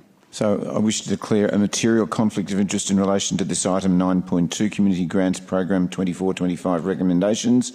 I'm a board member and office bearer with multiple organisations that have submitted applications for these community grants. Some of these organisations may be nominated as successful applicants, so I'm declaring a conflict of interest and will leave the chamber now until this matter is resolved. Thank you. I also wish to declare a material conflict of interest for item 9.2. My husband's the treasurer of the Port Melbourne Football Club, Junior Football Club, which has submitted an application for these community grants, so I'll also leave the chamber, and Councillor Crawford will take over chairing, and then can we do the break after that? Yes?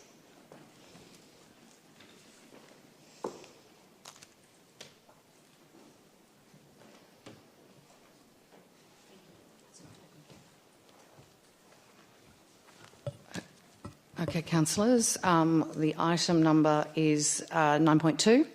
Community Grants Programs 2024-25 recommendations. Do we have any questions for the officers in regards to this recommendation?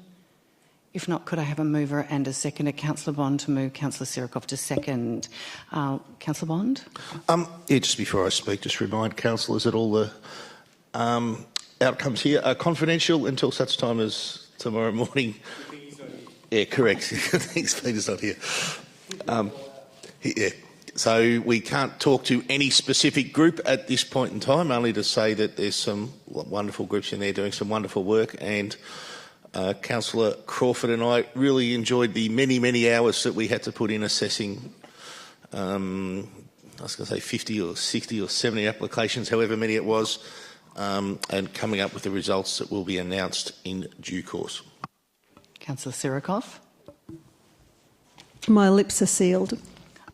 Nice. Anyone, other councillors want to speak to the item? If not, I will thank Councillor Bond for his efforts for the last 2 years, I believe, in the community. Yeah, you'll be glad to see the back of that. 5 years. Okay, great. Well, thank you very much. And thank you to all the community groups that did apply when the results do come through. Let's put that to the vote. All those in favour? That is carried unanimously. We're going on to the next one, aren't we? There's two items, so we are moving on to... Oh, that's all right, so we don't need to do that one as well? Okay. Okay, all right. That's it. So we're going to take a little break, everybody. All right, we're on to 10.1. If we could stop the side chatters, please. 10.1, this is the Parking Management Policy 2020 Implementation Update. Councillors, do you have any questions for the officers in relation to the report? Any questions?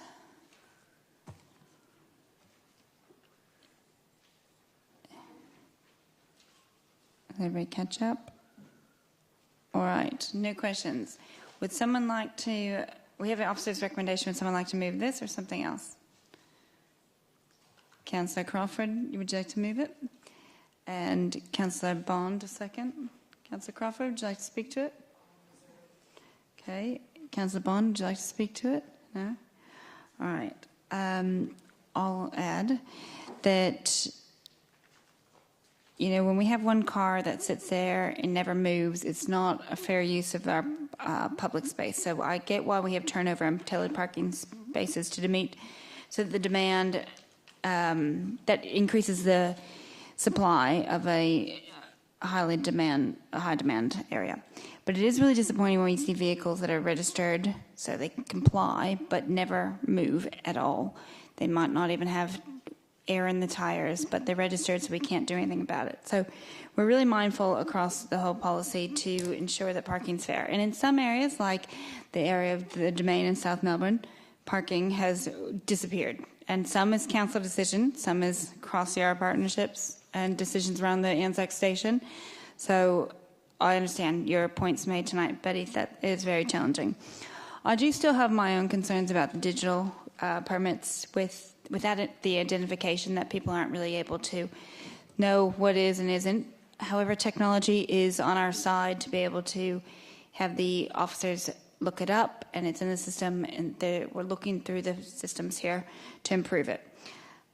But still, just a little bit hesitant on that one. So I will be supporting this tonight. Its implementation will be delayed. It's not immediate, but and that allows us to have more time and work on it. Councillor Serikoff, are you speaking to the item? Go ahead. Thank you, Mayor. So as of 1 July 2021, the parking management policy has been applied to all new applicants, which means some 6,400 properties or 26% of properties operate under the new provisions of reduced parking entitlements. Just to reassure those listening or here tonight, this is for new applicants who came into our city aware of the reduced parking entitlements. However, to change a parking entitlement for those residents who moved into our city way before July 2021, I don't see this as the right way to go. To be further reducing parking permits. Some of these residents, especially families, have been impacted by the existing limit of 3 parking permits and include situations for those families or households of more than 3 adults, where both parents and their adult children all require their own car for work and still want to be parking out the front of their homes. Unfortunately, the limit of 3 parking permits has meant some siblings have had to move out of home, even when there were no parking issues on their street. Council should consider these anomalies. This will become more of a reality for current families with young children or teenagers who one day will be wanting to own their own car and who are not financially independent to leave home, and all because of the limit of parking permits that a household is entitled to. So I see that in this situation where, depending on which suburb you're in, you don't have some areas you might have premium parking issues, in other areas you don't have problems at all. And so it means that we have to apply the same conditions to all, which I think is really very harsh. We also have to remember that our residents also like to have their family and friends and their carers visiting them. We do not want to be enforcing unworkable parking restrictions on our residents and their families, especially since the population has not grown but has instead fallen from 115,000 to 114,000 in our city of Port Phillip. The report says we have had 2 options, option 1 and 2, and option 2 is now recommended, which is great. We see that option 1 says that this will directly impact 2,044 properties. I do not support reducing parking entitlements for our residents, for our existing applicants. That's why I'm supporting option 2, which is recommended here tonight, so that we do not implement the changes to parking entitlements for existing applicants from 1 July 2025, and that we look further into a more comprehensive review to assess the impact on existing parking holders if they were, which would impact them if they were to lose their parking entitlements in the future. So I'm supporting this motion. Thank you very much. Would any other councillors like to speak to the item? Councillor Pearl. When I first got on council, someone said to me 3 big issues in local government: parking, parking and parking. And they were absolutely right, in my experience. The most exciting thing in this motion is the digital parking component. And in my inquiry through briefings behind the scenes, I was pleasantly surprised with the advancement of just how far we are progressed with this technology in this process. This was highlighted 5 or 6 years ago as a potential enhancement, but this will allow better compliance, better flexibility, and better agile way of how we manage our precious parking resource into the future. Not necessarily under this motion, but certainly into the future. Parking is a lot more easy to administer and arguably more equitable now. We have our parking zones. This is a next natural progression of that, but ultimately there are areas where there are substantial amounts of development increase where we're going to have to review those again. We've seen the large detrimental effect that the City of Melbourne parking changes in South Bank have made, and perhaps in some ways Port Phillip might be a beneficiary of that at the moment. I still don't think we've got our parking restrictions right in certain areas, particularly like Fisherman's Bend. That's not being covered in this here tonight. But very happy to support this motion, and very excited to see the development in terms of digital parking permits, and congratulate the officers on pushing that forward. Thank you. Anybody else speaking? Councillor Nyagui. I'm kind of disappointed that we're backtracking here. I think I'm certainly really excited about the digital parking permits. I know many people in the community will be happy to not have to sort of scrub the previous year's permit off the window each year. And I think it creates a simpler, paper-free system that I think will ultimately benefit everybody in the community in the long run. I know that a lot of people in our community enjoy being kind of self-appointed parking inspectors, but I think there are other ways we can employ that enthusiasm for our community, and there will certainly be avenues for people to report cars nonetheless. But I think ultimately this is an important step forward. I think in terms of some of the other changes, they were pretty minor changes on the face of it, and it's disappointing that we've decided to defer them. We can live in a world where we sort of pretend that there is unlimited parking available and that we can just hand out permits like lollipops, but that is not the reality we face. We have a densifying city and we have a lot of competing priorities for public space. I think where we can provide parking, it's great and we should, but we can't provide it everywhere, and it's not necessarily sensible to provide it everywhere. There are a lot of parts of our city that are highly dense, lack open space. I think there are better places, better ways to use road space.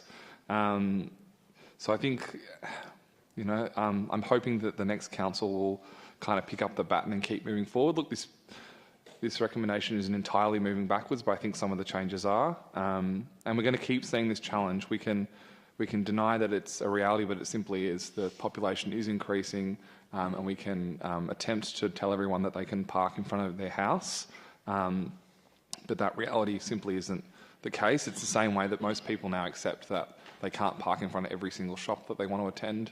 They can't park in front of every single workplace that they might work at. We do have to make adjustments.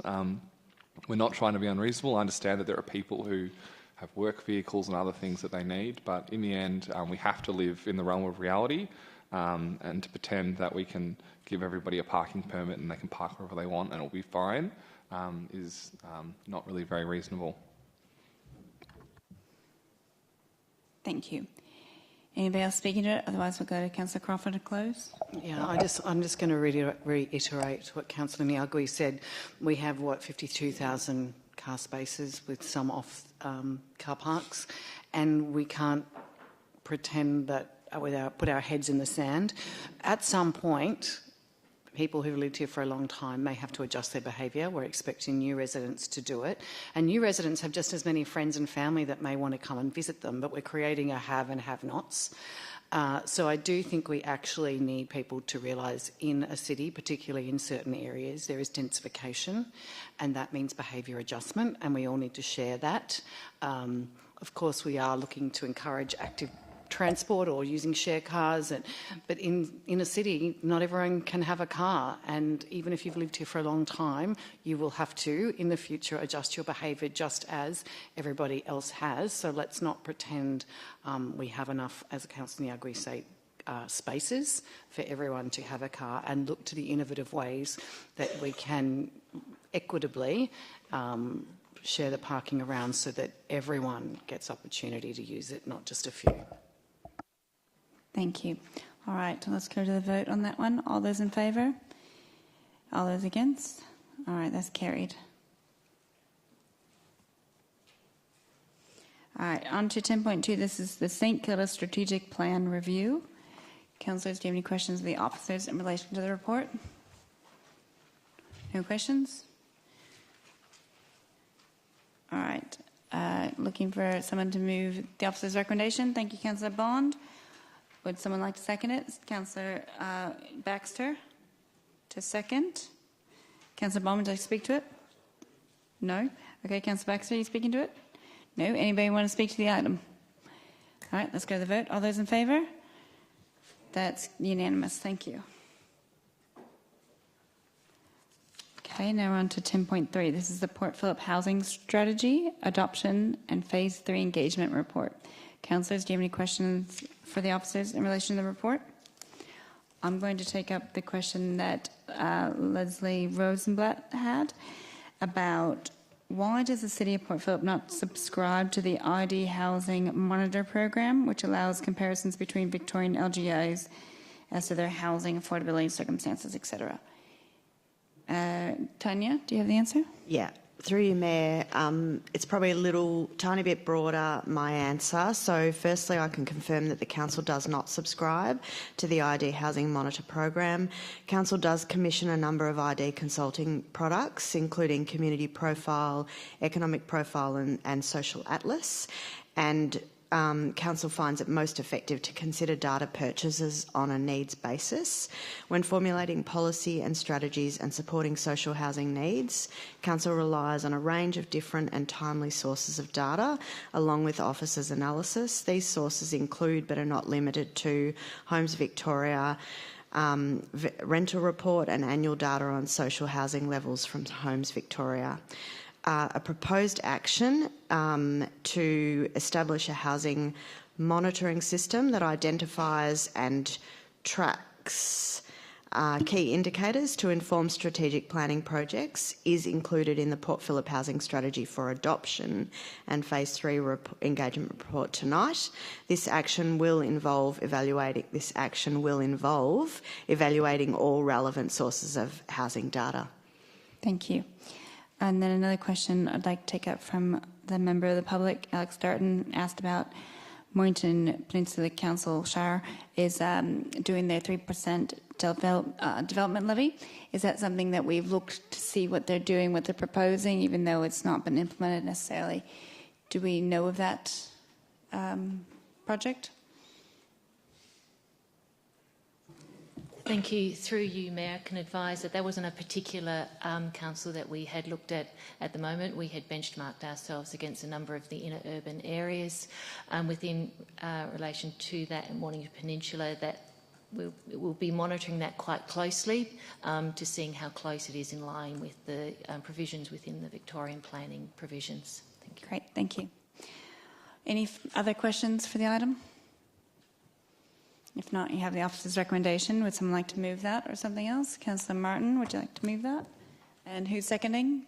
Councillor Crawford. Councillor Martin, sorry, would you like to speak to it? Thank you, Mayor. There's an awful lot to like about this document. There are some things that are missing there that I'll talk about later and that perhaps the next council might like to address. But in the short term, very, very detailed background to the way housing currently works in the city of Port Phillip, and some detailed plans for where we need to go, details about our neighbourhood activity centres. There's detail about our very proactive approach to flood mitigation. There's lots of information about ESD, sustainable design, what we should be doing when we're developing new housing that fits in with our climate emergency action plan, things like our improving tree canopy. There are lots and lots of wonderful things in there, and there's lots of information as well, and I suggest people might like to have a really good look at attachment 2, the Affordable Housing Needs Report, about where we need to go with affordable housing. So I'm really, really comfortable with lots of things that are in here. One of the things I love is on page 51 when we talk about our 10% social and affordable housing target. But then I look at what's missing, and while I'm only too pleased to support this in the chamber tonight, I'd be hoping that the next council is going to look at how our council can invest more in providing social and affordable housing within our community, what our council can do to support people who are in rental strife, rental difficulties, not necessarily by providing financial support, but what sort of in-kind support we can provide to them. There are a range of issues that I believe the next council can look at. However, let's get the ball rolling, and I'm only too pleased to endorse this as a starting point. But as I say, I'm flagging that there are some additional things that the next council might be able to do to particularly address the needs of those people who are in housing stress. Thank you, Councillor Martin. Councillor Crawford? Look, I'll support this housing strategy as the starting point that we kind of form the basis of conversation for the next council. I do think we need to have a more sophisticated conversation and deeper conversation with our community about where and the increase in density and where that can go. And it may be in spots that currently do not have density. And when I talk about density, it might just be 3 stories in places that currently mainly have single. But I know that there is a lot of fear about their neighbourhoods changing. So I do think it's time to have a sophisticated conversation and look for those real opportunities especially around activity centres, which for so long, we barely go up to 2 levels and people are really unhappy about it. But maybe it's time to have that grown-up conversation and say, look, in order to meet the needs of a future population, we need to go 3 or 4 around some of these key areas and along our rail line or our tram routes or whatever it is. So I'm looking forward to this providing the basis for the next council to have that more sophisticated conversation and deeper conversation with our community. Thank you. Would anybody else like to speak to the item? Councillor Nyagui? I'm sympathetic to my colleagues' view on this, but I'm not going to support it for many of the same reasons that I think they are raising in terms of concerns. Probably the main reason that I won't be supporting it in the end is I think my concern is that if we treat this document as a starting point, it'll sit at the bottom of the in-tray of incoming council and that it won't be treated as a top priority. And I would much rather see this document deferred and that an incoming council can take some of these issues more seriously. I think at a macro level, my concern with this document is it's not really challenging a lot of the underlying challenges I think that we face. It's really easy for us to meet state government housing targets if we simply pack as many people as possible into the small area that is Fisherman's Bend. And I think that kind of lets us off the hook from having a proper and mature and reasonable conversation about how we do good quality medium density development across the municipality. It sort of shocks me that places like Middle Park and Albert Park have a static population over the last 20 years despite the change in our municipality. And I think that speaks to our inability to have a conversation about how we maintain heritage and the important aesthetic character of some of our more established suburbs while also looking at ways that we can increase density. We have so many tram lines around Port Phillip that we don't talk about in this document that are primarily surrounded by 1- and 2-storey houses and are basically under the planning scheme as it is locked into that position forever. And I think that's simply inequitable because it creates a situation where we are forced to simply just pack as many people into places like Fisherman's Bend. I also think there's a real need, obviously, to address the housing crisis in terms of the equity of housing, affordable housing, and although I think the 10% target that's in this document is good, I think probably a higher target is needed. I don't sort of see this document actually turning the ship around. It's simply kind of continuing on in the same direction where we do a little bit more, we build a few more houses, we do address a little bit of the affordability challenge, but we're not really turning the tide. And look, I think it's a difficult conversation to have. There are some big issues around affordable housing that are macro challenges for state and federal governments, and there's definitely a push, I think, in many quarters against focusing on supply, but ultimately supply is actually a core responsibility of local government. And to me, supply isn't just about delivering those housing targets, it's also delivering them in a way that is going to build equitable and quality communities going forward. And my concern, as I say, in kind of over-densifying places in Fisherman's Bend and putting all of our eggs into that basket, and that being the easier way of approaching it rather than challenging some of our notions around density in other suburbs, is we're not creating an environment that is actually going to be delivering the kind of quality and affordable housing outcomes that we want. It's going to deliver the supply outcomes. We'll get the number, but we might not necessarily build the communities we want. So for that reason, I won't be supporting it, and if it does fail tonight, I'll foreshadow that I'll move a motion to defer this matter to the new council. Thank you. I'll add that as part of the M9, which is the 9 Inner Metro Council Mayors group with the CEOs, we met last week with the Minister for Planning, and today we had the Housing Minister at our meeting to discuss these topics. So beyond the strategy that we have in front of us, it is very much at the forefront of many of the inner city councils that we're working together to not just get the planning approvals, but get these units built, looking at where that inclusionary zoning, et cetera, is appropriate. So it's definitely front of mind for the community, knowing that the housing shortage we have that we're working on. So I will be supporting this tonight, knowing that it is definitely challenging and it will be evolving. And when we review this, I'm sure there'll be updates in time for the next council, whoever gets to see the eyes on this again. I hope that there's a lot of progress in housing in our area. Thank you. Who would like to speak to it next? No? If not, Councillor Martin, do you want to close? Very briefly, I'm very fond of my colleague Councillor Nyagi, and I agree with many of the things that he has said, but I don't believe his timing is perhaps the best way of addressing this. I think that if we refer this to a future council, you've seen how large the document is. There's an enormous amount of work. We could be looking at a couple of years of planning before we're able to make significant changes, before we can get anything up and running. I'd much rather that we get this document, which I believe is a good document but has gaps, approved today. And if it's the will of the next council, and I'm hoping there'll be people who share the views that Councillor Niagi and I and others have recently put forward, it may well be possible to add additional things into that. But if we leave this on the back burner now, then rather than sinking to the bottom of the pile, as Councillor Niagi is concerned, it might disappear totally. It'll be up to the new council to ensure that if this document's successful, it's successfully adopted tonight, up to the new council to make sure it's at the forefront of their planning. Thank you. Let's go to the vote. All those in favour? All those against? That's carried. All right. Now we're on to 10.4. This is 40 Alma Road, St Kilda, a planning item. Councillors, do you have any questions for the officers? I might take some questions. Okay, Councillor Martin, you go first. Just to confirm, Council's not making a decision about the application tonight.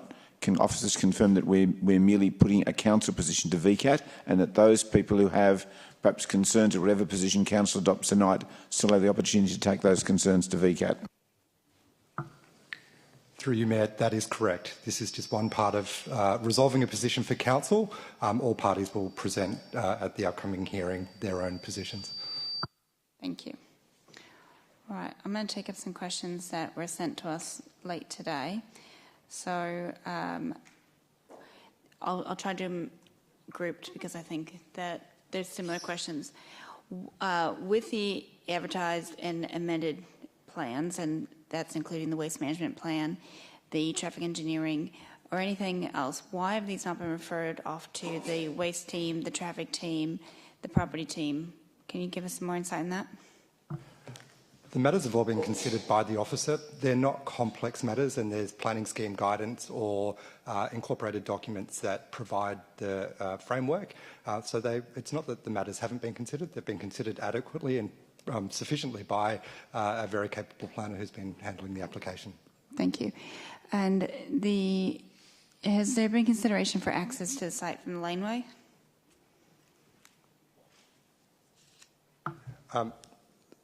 The laneway is an existing condition, and the laneway, I'll just refer, is contained on Council's Register of Lanes, and our Register of Lanes notes that all lanes, footpaths and rights-of-way that have become a public road in the City of Port Phillip, whether it be by notice in the Victorian Government Gazette, under a previous council, under council common law principles, or by a declaration by council as part of the road management plan, are contained within that document. And the roads that have been discontinued are also identified in that register as required.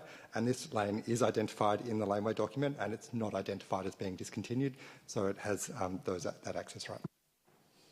Okay, thank you. Councillor Crawford? Is it a usual requirement of properties to have enclosed bin areas, or the requirement to have them away from the fence? Because that's not my observation in the community. Do we have a planning requirement? Thank you for that question. There's no specific locational requirement. What we will say is that this is the existing condition where it is. There are some more bins, but there are also bins that are up along the house, the building itself. So it is seen as an appropriate balance. Councillor Crawford? I do have a couple. Similarly, do we require, if there is a large bank of air conditioning units or whatever that is, I'm not sure if they're individual or one big bank, do we have a requirement under our to again screen them off? These air conditioners aren't seen from public view, so they're not perceptible from what we typically consider as being the streetscape. In terms of screening, there's no requirement for them to be screened in a backyard. Keep going. I'll ask Tom to that. With the vehicle crossovers, of course, we try to return as many as we can for street parking. Do we have a requirement of these kind of changes? I can understand as part of a build, but do we, in this instance, do we normally require that, or is that a future conversation separate to this matter going to VCAT? Thank you for the question. Firstly, the crossovers are technically off the land, so the planning consideration is the land. One of the crossovers provides access to the bicycle parking, so it's correct that it retains. Neither, if we were to consider removing any of the crossovers, there would be no opportunity for additional car parking based on the size constraints of where they are, is my understanding. Thank you. Any further questions? Yes or no? Yep, that's fine.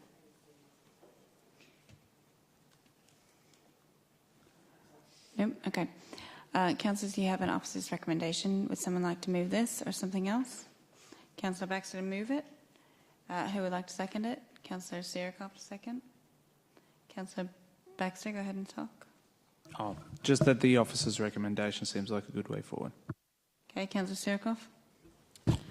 Thank you. Yeah, I'm happy to second this, noting that earlier on in the evening that the representative for the applicant was agreeable to receive a copy of the suggestions from Matt Spencer, who spoke also earlier on tonight and presented us with the suggestions they wanted. So just noting that that conversation can continue for a good outcome for everyone. Thank you. Councillor Martin. And just noting that in adopting the housing strategy earlier, a number spoke about the need for more affordable housing in the city of Port Phillip. This is one planning application that will enable us to provide additional affordable housing, which I think is a real positive. Any other speakers? Councillor Bond. I'm not going to support it, and it's going to be very hard to articulate why. I just don't think it's a good development. I think it could be better, and I know that's probably not in the planning scheme. So I often contradict myself when I say, if the planning scheme says it's fine, we should support it, but I just don't think it's a good development. I think it could be better. Okay, thank you. Anybody else speaking to it? Okay, I'll speak to it. I know that this one, when we first saw it, we were not comfortable with what it was, and I think the number is about 50 people living on site maximum. Now it's down to 35, so that is a good reduction, and it'll not suit everybody. This isn't the type of living that everyone here is looking to sign up for, but there are people in our community who do need this type of housing, and I get that it's going to be different from what people are living by right now. There are still conditions that were brought forward today that will have an opportunity to be heard in the VCAT hearing, and I wish you well with those. I hope that there's more communication and those conditions can be considered fully and possibly make their way into it. But I will be supporting this tonight, given that there's already been some good positive change to it, and I appreciate that that has been taken on board. Councillor Baxter, you want to close? No? All right, let's go to the vote. All those in favour? All those against? All right, that's carried. All right, now we're on to 11.1. This is a notice of motion response for the South Eastern Council's Biodiversity Network update. Councillors, do you have any questions for the officers in relation to this item? Councillor Martin. Can officers confirm that there is no direct cost to council if we pass this motion, that any costs involved in setting up this network will be borne by SECA itself, which I gather obtains significant funding from major other donors? So just confirming there's no cost to council. Through you, Mayor, there would be a membership fee. We already pay a membership fee. It would be around $2,000. It's proposed that it's accommodated in budgets we already have. Okay. Any further questions? You look confused. Councillor Sierrakoff? Yeah, I am a bit confused. I thought that we weren't going to be going ahead with supporting this. I mean, to actually support the motion, but the motion is we're not taking any action or within that. The recommendation says that we write to SECA to request that it incorporates the idea of a Southeastern Council BioLink network into its operations. So instead of doing a separate thing, that's what the original proposal was, it's taken into SECA, which is the Southeastern Council's Climate Emergency Alliance. So instead of two things, get them to see if they can take it on. Does that clarify? Okay. Yeah. Yeah, I must have misread it. The names are very similar, so I can understand how that happens. All right, any other questions? No? All right. Councillors, do you have officer's recommendation? Would someone like to move this or something else? Councillor Crawford to move it. Who's Councillor Martin to second? Councillor Crawford, would you like to speak to it? I'll reserve. Okay, Councillor Martin. In a few minutes, we're going to be talking about another motion which relates to a biodiversity network that many people in the City of Port Phillip are keen to be developing in our own municipality. This motion talks about us working with 8 other councils to look at developing a biodiversity network that will look at incorporating biodiversity pathways from the City of Port Phillip all the way to the far end of the southern part of outer Melbourne. So this is a very, very significant action that we'll be taking in conjunction with other councils that will be managed by a group that we're already involved with, SECA, and could lead to the establishment of all sorts of major improvements in biodiversity networks at virtually no cost to our council. I think it's a huge one of those things we get enormous bang for a very, very tiny buck. Thank you, Councillor. Councillor Baxter next. Yep. Thank you, Mayor. Look, I'll support this motion because it's getting somewhere, I suppose, but I do think this is somewhat inadequate. Hopefully it's a first step. But the biodiversity challenges that our suburbs face are not limited by municipal boundaries, and so working with other local governments on those things that don't respect municipal boundaries, water, biodiversity, those sorts of things, makes a lot of sense. SECA, I'm not entirely sure that SECA's brief really fits this. So, I'll be interested to see whether they're able to take that on and get that bang for buck. But I think the challenge is far greater than what we're allocating here. But look, I'll support it for now to just sort of see what steps we can take for the moment. Thank you. Anybody else speaking to it? Otherwise, Councillor Crawford, you said you want to close? Yeah, look, climate change gets all the airtime, but the biodiversity crisis is just as great. I do think we need to do some bigger methodical thinking around how that applies practically in council, like perhaps trees where it's habitat, we don't cut them down even if they're not providing canopy anymore, we just make them safe. And things like perhaps not clearing all of the undergrowth, because we know it looks tidy, but maybe there's a need to keep some of it for ecology. So there's a bigger conversation around how we manage land, not just planting biodiversity. So I do think this is an area that requires work. Yes, it's a first step. I don't know what SECA's going to say, but I'm happy to support this, and then obviously keep in the future councils. Hopefully, will continue to look more into it. Thank you. All right, let's go to the vote. All those in favour? All those against? Okay, that's carried. All right, now we're on to 11.2. This is the Green Link, formerly known as the Green Line, Feasibility Report. Councillors, do you have any questions for the officers in relation to the report? Councillor Baxter? Yeah, I'll just take up, I think it was Justin Halliday's questions around the nature of the attempted engagement with VicTrack. How... The question might have been something like, how hard have we tried? But could we detail what those conversations have been like, what have been the barriers, and so on? Dana? All right, I'm going to refer to Dana online. Through you, Mayor, VicTrack and Metro Trains were both contacted on several occasions. However, they're not commented on the overall feasibility report. Previously, they've provided feedback regarding the requirements to work safely near rail lines, and this information has been used to inform the feasibility report. We have also discussed the Pecan Green Line proposal with members of the Paran and Caulfield directorates the MPs in those areas in the lead up to the state election. Thank you. Another question, Councillor Baxter? Those contact attempts, were they, I mean, what were they? They emails or requests for meetings?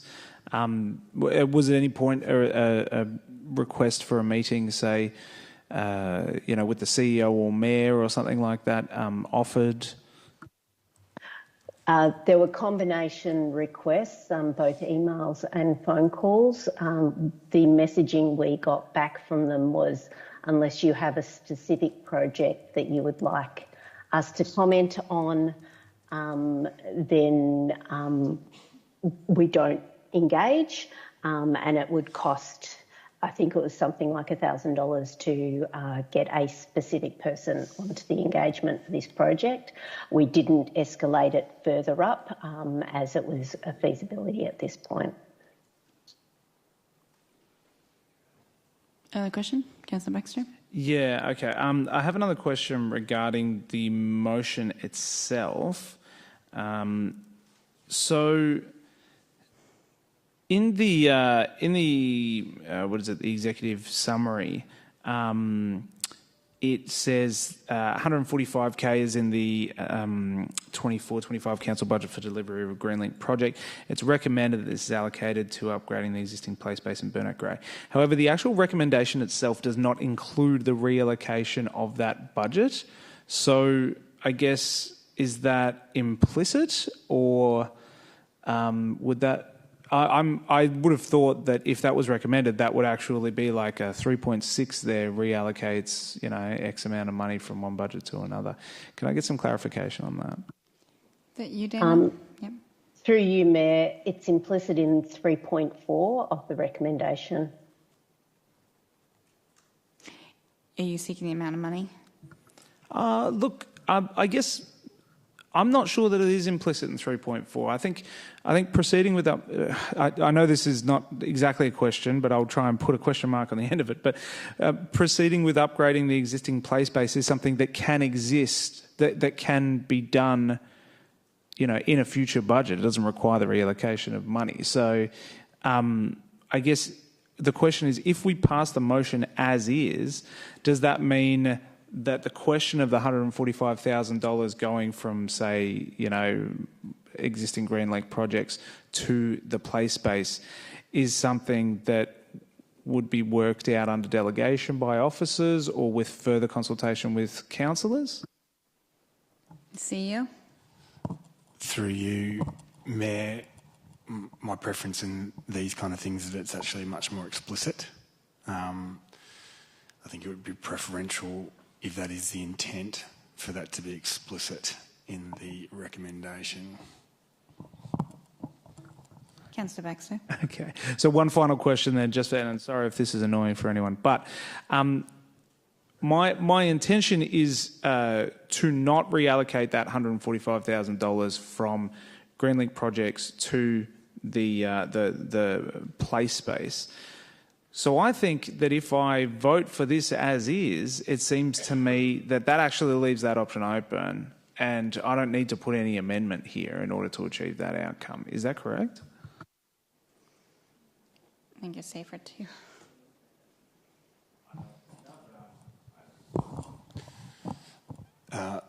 Through you, Mayor, can I ask a question of officers, just to clarify? Yes. Is there existing funding for the upgrade in the council plan? For Burnett Grey? Yeah. Through you, Mayor, there is no current funding for Burnett Grey Gardens for the upgrade of the play space. Again, this would highlight, given the nature of the report, the broader report, it would highlight my preference for whatever officers are proposing to be much more clearer in 3.4. Okay. Okay, I'll ask one more clarifying question. So then if I moved an amendment that simply added the words "in a future budget" at the end of the sentence in 3.4, that would get me to where I want to get. You should specify don't move it, I think.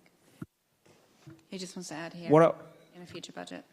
Yeah, which means that the 145 stays where it is, and then that the upgrade of the play space happens in a future budget. Through you, Mayor, I think that's actually against the what the intent. Well, it's not clearly worded from officers, and should have been more clearly worded. I think if you read the broader report, that's against the intent of that. So it should be a alternative recommendation or resolution. So we'd have to vote this down. Can't be an amendment.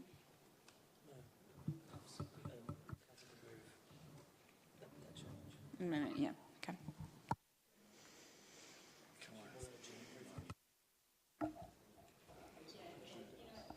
Look, we're only going to take a really short break, but we'll come back at 9, okay? So it's about 3 minutes. Just have to sort something out, okay? Sorry, everyone. No, it's fine. It's better now than never. All right, we get back online? Okay. We're going to resume. We're still on 11.2, the Green Link Feasibility Report. There's been a number of questions and looking at where the money might need to be identified or not. CEO, can you give us an update? Through you, Mayor, in reviewing it further with officers and looking at the broader intent of the report, the intention here is that there was money broadly available for Greenlink, and there's a range of options provided in the report for how that money would be spent. The recommended option from officers is to use that money that's available for the existing play space in Burnett Grey Gardens in Ripon Lee, and I don't think it requires us to amend the budget allocation because it's currently under a broader program that they're suggesting that this project takes place under. Councillor Baxter? Just a clarifying question to help make that clearer. Is it the case that the officer's view is that the Burnett Grey Gardens play space upgrade actually forms part of the Greenlink overall project as they see it? Dana? Is Dana on mute? Beck, is Dana there? Oh, sorry. Through you, Mayor. The upgrade of the Burnett Grey Gardens is Action 35 in the feasibility report. So it is our view that upgrading the gardens is part of the Green Link. Councillor Crawford? So I have been made aware that there is a slight error in one of the reference points, that it's Glen Ira Avenue. One of them reference should be Mongstant Avenue. So do we need to correct that all ahead of moving or seconding this motion in the report, or can that be done under CEO delegation? Dana, do you want to... Sorry, through you, Mayor. Dana, do you want to respond to that? Through you, Mayor. I think the action it responds to is Action 36 and 37.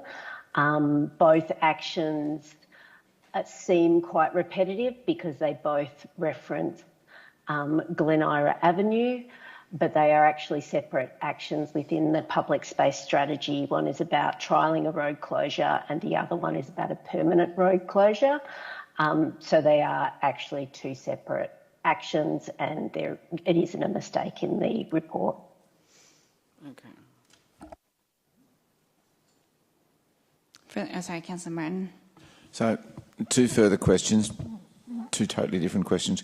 Question one, we had one of the speakers earlier talk about the specific concerns about Burnett Grey Gardens. If we are going to be spending money in Burnett Grey Gardens, will there be a form of community consultation so the community will be able to have an opportunity to make best use of whatever monies are being spent in that upgrade?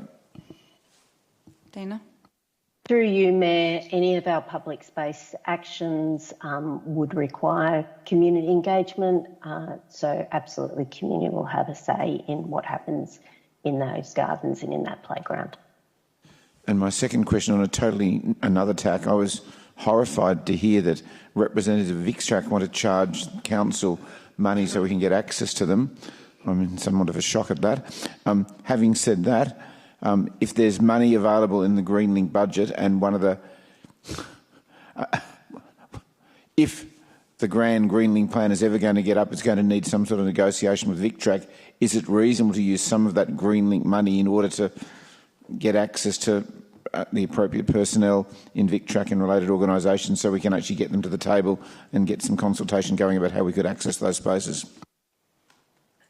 Through you, Mayor, that would be the intention. It would be part of our delivery funding to engage them in that way. So, last but not least, do we need any separate direction from Council to do that? Because if there's money available, we might be able to, negotiate with, use some of Council's funds to negotiate with VicTrack, much as it horrifies me, and second, be able to upgrade part of the Greenlink, which is the Burnett Grey Gardens, at the same time without making any alterations to this motion.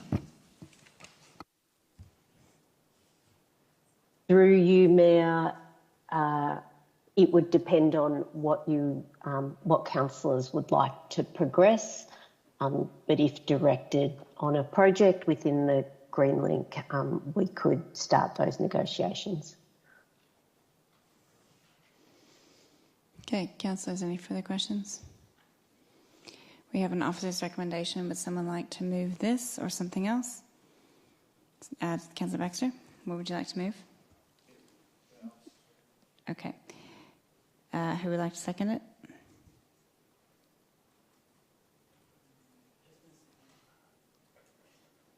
All right.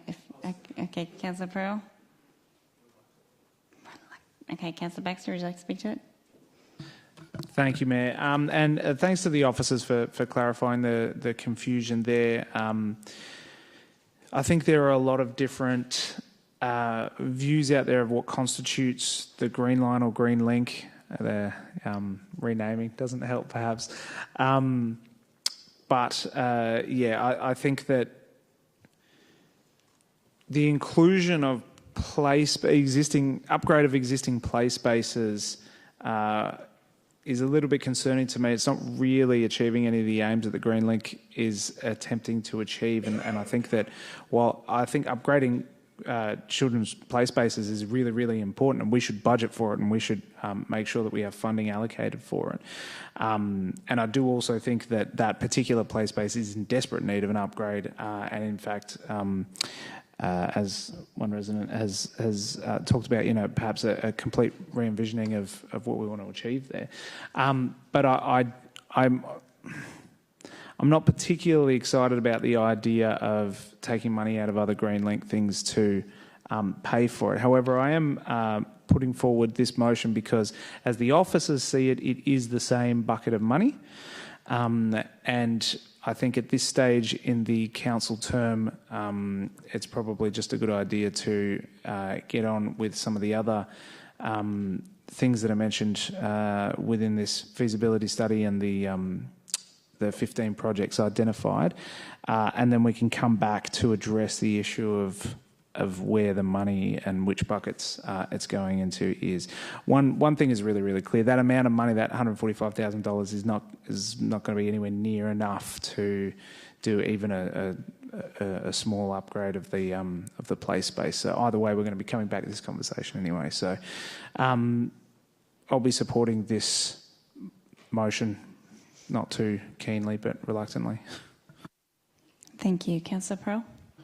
Yeah, I'm okay to support this. The name change is important. Green Link needs to be separated from Green Line, which is turned into an unfunded dud by the City of Melbourne. So we do not want to be sharing anything with that name. Small change, but very, very important in terms of forward credibility. So some of you may not mock it, but I would take it very seriously if I was you, if you want this project to get up. Look, these sorts of projects are potentially the first victim of a very tight state budget for the next 5 to 10 years. A lot of people don't necessarily see it when they see billions of dollars rushing in and out of projects, but the first thing that goes is these very meaningful projects that don't cost a lot of money, but they're quite technically complex and they require multiple government agencies to get in there, so they cost a little bit more money. The first thing you start seeing is potholes and these sorts of things being deferred or not put into place. So I think council's played its role in terms of being able to put a framework in place. The local members supportive, to the surprise of many, and the local community have pushed this for a number of years. So I think this comes out with a reasonable balanced plan about how we can get the linking and the ball rolling, so to speak. So I think a lot of people might be disappointed with this based on the submissions you've made previously to council, but I would take this as a win. Congratulate the councillors that got this across the line for you, and be sincerely grateful would be my advice. Okay, thank you. Who would like to speak to it?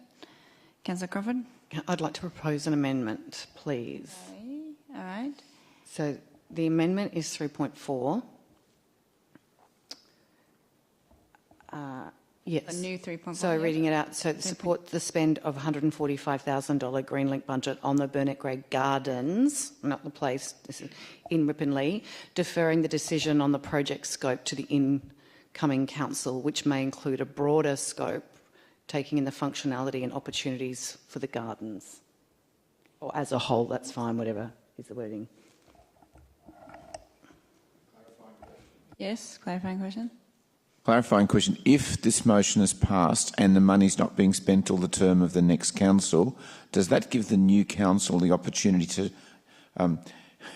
look at how the Burnett Gardens part of the Greenlink could link in with other parts, and by discussing with VicTrack how we could access some of their property, even if that's going to, as I said, I'm still appalled at this, even if we need to pay to get access to their office. So does it give the new council in November, December the flexibility to do that? See you. Through you, Mayor, yes it does. Okay. Clarifying question. Just a small one. The incoming council doesn't exist yet. So it's not, I'm wondering if you could put a date there, or, because it hasn't been elected yet, therefore it's not incoming. The 2024 to 2028 council. I'm happy with whatever needs to be clarified.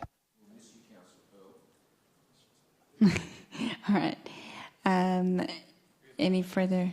Pardon? Maybe a slash instead of a dash, or instead of a what would that be? Dash. Okay. Anybody seconding this? Councillor Martin to second.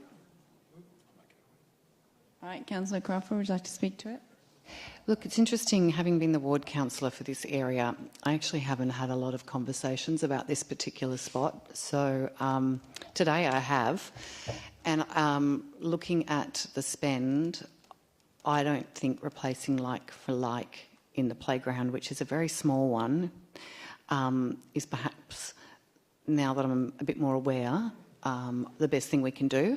I do think that maybe there is an opportunity, given we haven't done a lot for Ripponlea and we have not looked at this particular park and its functionality. I know there's future actions, but I think maybe there's a more broader look that we can take at it, and just doing like for like maybe isn't the best way to go. But I do want to put a placeholder for the next council that this money is attached to Burnett Grey Gardens, whether it's a consultation, whether it's design ideas, whether it's getting a CPTD design report, whatever it might be, to improve and look at the opportunities for that gardens and see how it can function better, and and look at that at a more broad scope. So I don't want us to lock us into just doing like for like at this late stage of the council and let a future council take that opportunity.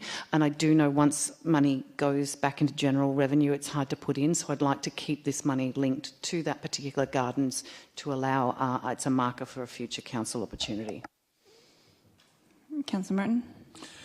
Ditto to everything Councillor Crawford said, but further to that, the Burnett Grey Gardens are one very, very small part of the whole Greenlink program, and the future success of the Greenlink program is going to stand or fall on our ability, or council's ability, to access some of the VicTrack properties that line the railway line heading up towards Windsor Station. And given that if the amendment is carried, it allows us flexibility to use some of that money to further our negotiations with VicTrack, I think that we can get a win-win here. We can get some significant improvements to the gardens that back onto part of what will be a narrower part of the green link, but at the same time, a far bigger issue, a far bigger frustration, I'm sure, to everyone who's been trying to push the green link project as our failure to get anywhere with VicTrack. This gives us the opportunity, much as I said for the fourth time tonight, regretfully, that we need to use some of our money to do this, that we can get some proper negotiations with VicTrack and at least get some opportunity to extend the scope of the green link all the way through to Windsor. If we can get this through, this would be magic. Thank you. Anyone else speaking to the amendment? Councillor Baxter.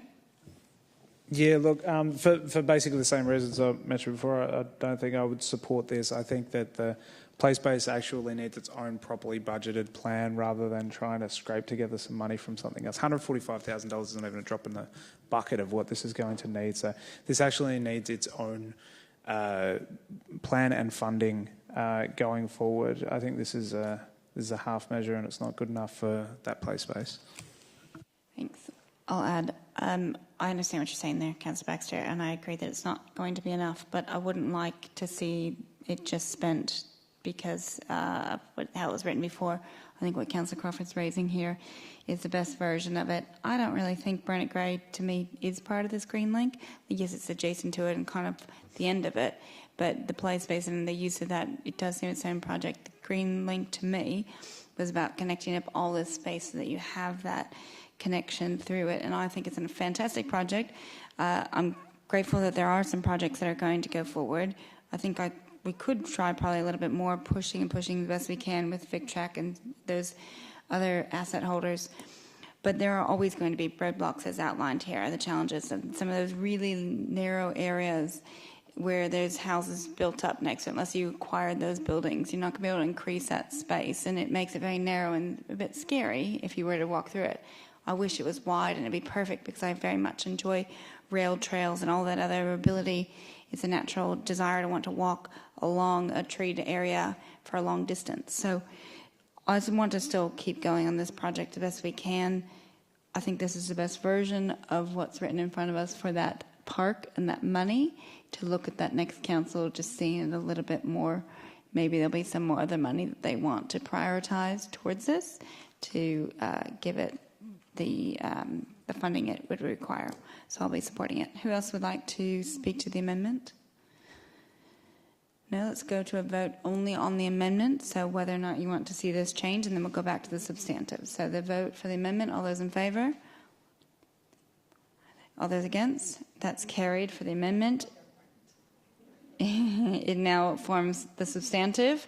I've only had Councillor Baxter and Councillor Pearl speak to the substantive, so everybody else is still eligible to speak to it. Who would like to speak to it before we go to the full vote? Councillor Nyagui? I'm not going to support this tonight. I think I'm in my malcontent mood tonight. And it was a bit weird for me, I think, because I've just supported Councillor Crawford's amendment, and I am keen to see us proceed with this particular portion of it. But I would agree with Councillor Baxter and others that it's probably not part of the green link. Look, I think ultimately the challenge we have here is that this is it's a really ambitious project. It's a potentially transformational project, but without the appropriate sign-on from other relevant government bodies, we're kind of just treading water. And I kind of worry that this report is kind of ploughing on when we really need to probably stop and take stock and kind of think about how we're going to approach this going forward. If I look at comparable projects, and probably the two that would spring to mind would be probably the Bay Trail project, which took 20, 30 years to deliver. Port Phillip started it. Bayside slowly signed on. Eventually, so did Kingston. And we now have a incredible pedestrian and cycle path that connects all the way down to Mordialloc. There were a number of places along the way. I remember when I was in Bayside growing up, some of the sort of choke points in Bayside. There's obviously some massive protests about some of the choke points in Kingston, but those processes were ultimately not too difficult because almost all of the land was controlled by the respective councils. I then think about trying to see where we've had a vision for a pedestrian and cycling link with greenery connecting the shrine to the sea, and bit by bit we slowly gutted the project until we were left with just a bunch of random projects, which probably on their own wouldn't actually have been funded and wouldn't have been considered to be a priority, but because they were kind of hiding under the heading of the broader project, they kind of pushed on and sort of limped forward. And my concern here is that if we don't acknowledge that we really do need to get VicTrack to sign on, and we need a major commitment from them to do that. And I think we also probably, if we're serious about this project, need to reconsider some of the key cycling and pedestrian links that we're considering, because this project doesn't really align with our visions in the integrated transport strategy. It doesn't really align with some of the other work we're doing. I think we're kind of doing a bunch of piecemeal projects here and there that ultimately don't achieve the overarching objective. And so, I mean, specifically when I look at things like the Raglan Street path, the first part of priority from my understanding, when I first sort of encountered this project, and I've talked to members of the community about it over a while, was again about a cycling and pedestrian link. And if we do a granulated path on one side of the road, that's not a thing you can ride a bike on. So that kind of begs the question to me then, are we giving up on that vision? Do we have a different vision? Kind of where are we going with this? I don't like to be the one that kind of poo-poos what is ultimately a really exciting idea, but I think if we don't have clarity around who the government partners are, whether they've signed on, and a clear vision of how we deliver each section, delivering it piecemeal will ultimately lead to an inadequate outcome for the community because we're not actually delivering the collective benefit. And I think a lot of these projects, were they to be delivered on their own without the overarching project, I don't think they would stack up. That said, I think there's still significant opportunity around the greening. I really am keen to see that progress. But I think the overarching project, which is also about transport and connection, I think if we don't have that government partner sign on, then we're just going to be treading water. Thank you. Anybody else speaking to the item? No? Let's go to the vote. All those in favour? All those against? All right, that's carried. Thank you. We're on to 12.1. This is the Footpath Trading Guidelines 2024, Consultation Outcomes and Adoption. Councillors, do you have any questions for the officers in relation to the report?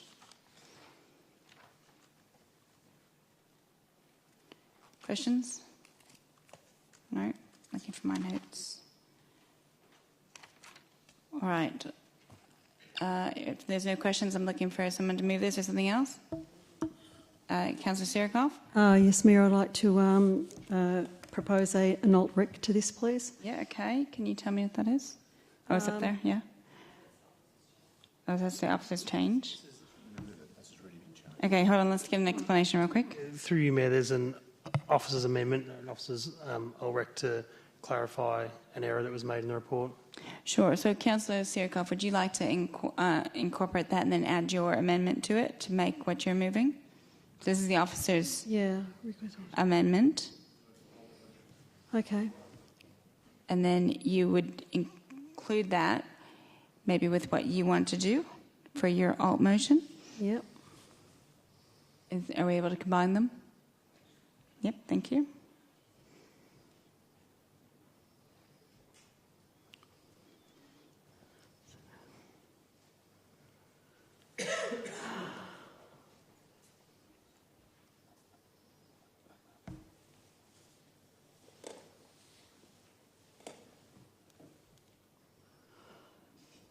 Great work over there, thank you. All right, so Councillor Sirikoff, you get to read 3.2. 3.2 specifies that outdoor speakers will not be permitted in Armstrong Street, Middle Park, if the applicant is located within 25 metres of a residential zone as defined by the planning scheme. Right, and then... Yeah, I was going to say. Pardon? Sorry, question here? Clarifying question? Yeah. So I got in late for the last one. So given that we're not referencing 25 metres in there, it is. I just want to clarify, there are still in the policy requirements for the sound levels. It's just not attached to meterage. Can I just clarify that's what we're saying? Because it may be different depending on where the location is. Through you, Mayor, the guidelines say that any music is ambient only and can't unnecessarily, unreasonably disturb neighbouring traders, businesses upstairs or any residents. So EPA restrictions apply to all levels. Does that answer the... And can I ask a follow-up question? Yeah. Yep. I'm going to come back to you, Councillor Sirkoff. You've been the one who moved it. We're going to go back to sorry about this, fine. Councillor Sirkoff. So is that likely to be like 25? I mean, do you know what I mean? Like, is the amount of the EPA level, it's not going to be a huge distance that the music would carry the level that it's set at? Through you, Mayor, the guidelines in fact say that you can't disturb a neighbouring business, so that should tell you the level of the noise that we're anticipating. Yep. Councillor Bond has a question. Yeah, if this proposed, it probably should be 3.3 up on the screen, but it's currently the second 3.2, specifies that outdoor speakers will not be permitted in Armstrong Street, Middle Park, if the applicant is located within 25 metres of residential zone as defined by the planning scheme. How many businesses would fall under that criteria? Through you, Mayor, from investigations today, we believe there are currently 2 hospitality businesses that would fall within that criteria. Both are located around the Richardson Street end of Armstrong Street. So just to clarify, this amendment is to deal with just 2 businesses out of all of Port Phillip and 1 house? No, more than 1 house. Yes. Is there... Can I answer that? Oh, it's a question to officers. Okay. Well, through you, Mayor, 2 businesses currently and any future businesses that could establish in that area. All right. And has there ever been a complaint against either one of those 2 businesses at present? Through you, Mayor, there has been. And what was the nature of that complaint? That business had an outdoor speaker erected despite not being allowed to under the old guidelines, and there were noise complaints made around that business, and the speaker was removed by our local laws officers. So that complaint was resolved? Through you, Mayor, the complaint was resolved via the removal of the outdoor speaker. Through our local laws processes and Correct. Our complaints process? Correct. Okay. I have a question. Is a radio allowed? Is that considered an ambient? A radio station just playing is fine, even if it's talkback or something? Through you, Mayor, yes. Okay. All right. Any other questions? No, otherwise we've had Councillor Sirkoff move this alt motion. I'm happy to second it. Would any... Okay, let's go to the speaking on Councillor Sirkoff. Thank you, Mayor. Firstly, I would like to say that the officers have done a great job to reduce and simplify the footpath trading guidelines by more than half, to reduce it to some 40 pages, so that's going to be a much easier read for new applicants, so that's a great outcome. With these footpath trading guidelines, Council has looked for that balance and protection for both the community and businesses by also setting up an infringement review panel to review any reported breaches of the guidelines proposed tonight.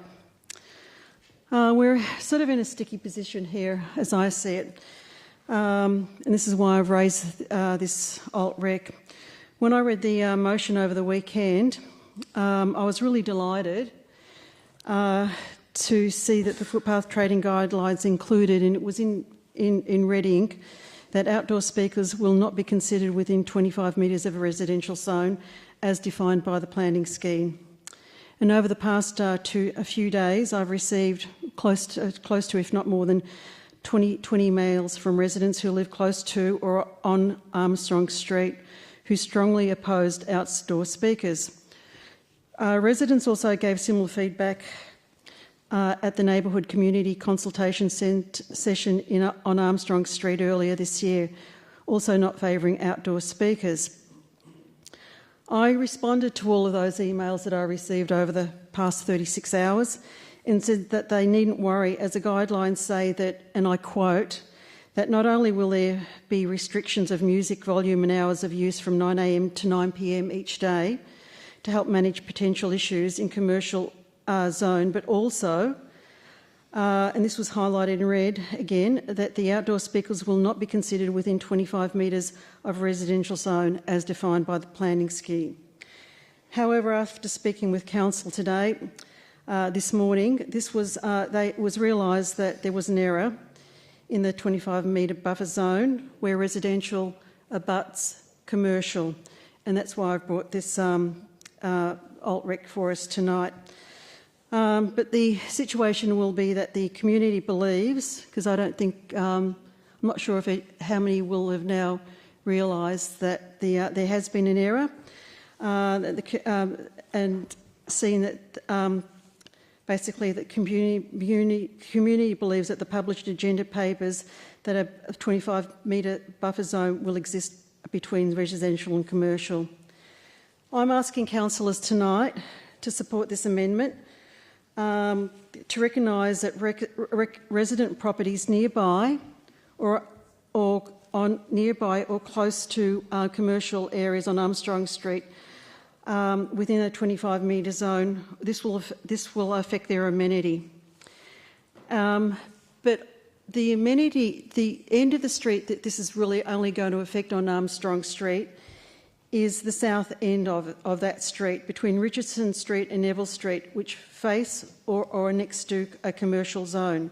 This will not affect the north end of Armstrong Street, which is a commercial on both sides of that street. So down towards Canterbury Road, those commercial buildings there will not be affected by this alt-reg.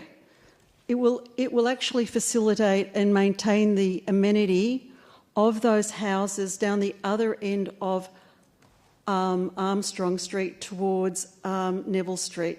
So we're creating that safety barrier for properties that have been residential, well, since Middle Park was set up, was built upon.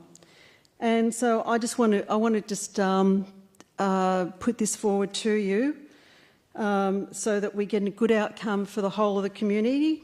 When the outdoor speakers trial occurred earlier this year on Fitzroy, it was on Fitzroy Street and on the Esplanade, nowhere else. There was no trial in Middle Park, no trial in Albert Park, in Elwood, just on Fitzroy Street, St Kilda. And I'm sure that the outcome of the trial, as we had a speaker who turned up tonight, welcomes the outdoor speakers on Fitzroy Street and the Esplanade, because this is the live music precinct. So, but the situation in some other high streets, it's not necessarily welcome to the same degree, because all the different high streets have different needs and dynamics. So I'm asking councillors tonight, just a very simple alteration to the motion tonight, and that is to allow a 25-metre zone for the amenity of residents only on Armstrong Street where commercial abuts a residential zone. As a final statement, it is said in the report, Council has a responsibility to regulate the use of footpath areas for the good of all, which can be achieved, I believe, with this amendment or alt-rec. Thank you. Thank you. Yeah, I'm happy to support this. I think that Middle Park, Armstrong Street is a low noise area. There's no tram that's coming up there like Fitzroy Street, so it's a very different one. And this is where you have residential abutting it, walled wall, maybe, I don't know if it's shared wall, but walled wall, probably not shared wall. And it's a small ask here, but I think it makes a big impact to the people that it would be affecting, and they've already made the complaint. Personally, I don't like when the radios are playing at places, because when the commercials come on or whatever, it's really not the same lovely music ambience. So I'm a bit disappointed that radio, but whatever, that's what, if people choose to do that, that's part of their offering. With the general policy, really great, some amazing upgrades there. We're getting it more customer friendly, cutting the document in half, and enhancing some of these outdoor activations with cooking stations, etc. I think it's exciting. Some good changes coming to it, so I applaud the officers. Well done on that. and getting the balance of these speakers. I understand the questions tonight earlier about sort of how that review panel, etc., would work and gain some more parameters around that. I think time will tell us how many we actually have that come to that process. And as councillors, I'll be following up with questions to see that process is working as well. Councillors, I hope that you'd be willing to support this tonight. I know that most of the red up there is the officer's amendment, but the little bit about Middle Park, I hope that you can find that to be not too hard to support tonight. Thank you. Councillor Bond? I won't be supporting this primarily because this is an amendment for whatever reason, and I have lots of questions about why this one particular or two particular businesses are going to be excluded from a policy that applies to 1,000 or, I don't know, 1,500, 2,000 other businesses across our city. It is very, very strange that these two businesses are being proposed to be treated differently. And as I said, I've got lots of questions as to why this has been chosen. We've already heard from our officers that all that's going to be allowed is ambient noise, and there are ample safeguards, EPA requirements, council judgment calls that will ensure that neighbours will not be disturbed. And as we've already heard, that if a business in this location was too loud with its outdoor speakers, our compliance people dealt with that, and the issue was resolved satisfactorily, I believe. So I'm not going to support this, and will support the original officer's altered recommendation in the event that this motion fails. I will move the original officer's recommendation in the event that this motion fails. I need to ask a clarifying question. The one that was it removed because the policy didn't support outdoor speakers?